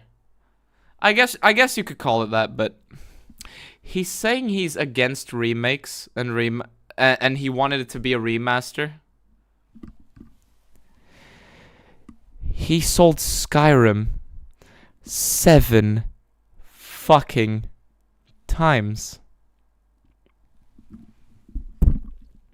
Full price. He sold Skyrim 7 fucking times at full price. Most of them, at least. But he's anti-remake. Nah, he's not. He's not. He's fucking not. He's lying.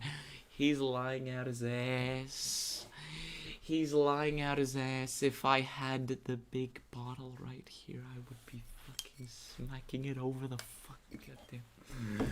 God, this fucking imbecile. And so the original game was important to us that the original game was running. It was like, okay, well, imagine you had patched. Oh, yeah, it was fucking running, but one of its feet got blown out with a shotgun. That game many times for like many years. You had patched it. What would you have done? And so we sort of took that approach with sprinting and some other things. And then graphically, let's just make it look modern, but still in the style it was, right? So we're not gonna read. The main complaint with Oblivion is that you undid the style. The main complaint with Oblivion is that you completely neutralized the art style that made it so iconic.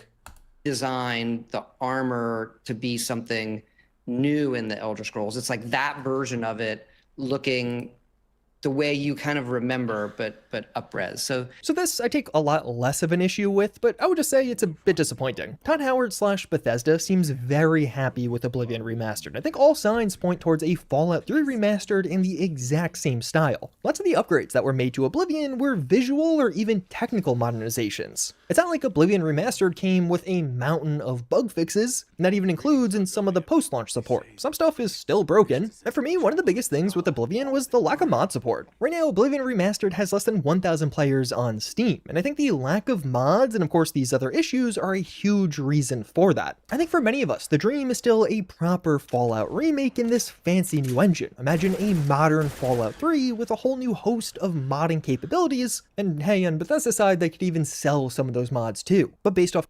No! Stop selling mods! Todd Howard's comments here, it seems like that's very unlikely to happen. Oblivion Remastered really seems to be viewed as a success, so they don't have the technical know-how to make a remaster of Fallout 3. Expect a Also, please, no more UE5 slop, just stop. What do you think we'll find as IQ? -4. very similar remaster for Fallout 3, which likely means some of the same problems coming through. And I think what makes this so Some. All of the same problems will come through.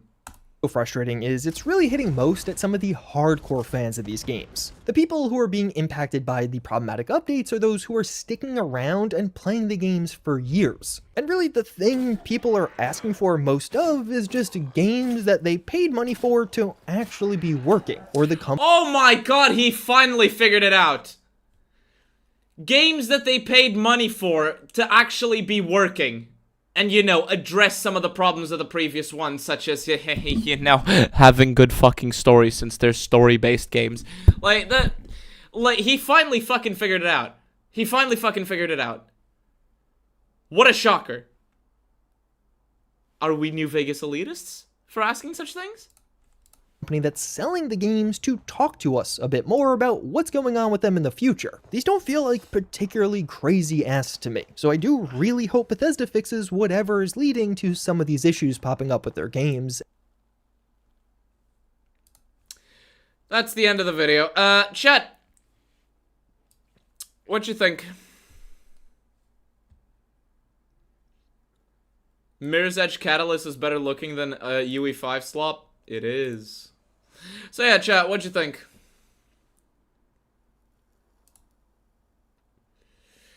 What'd you think of the video? I'm so done. Oh god, it's over. Yeah, it's over.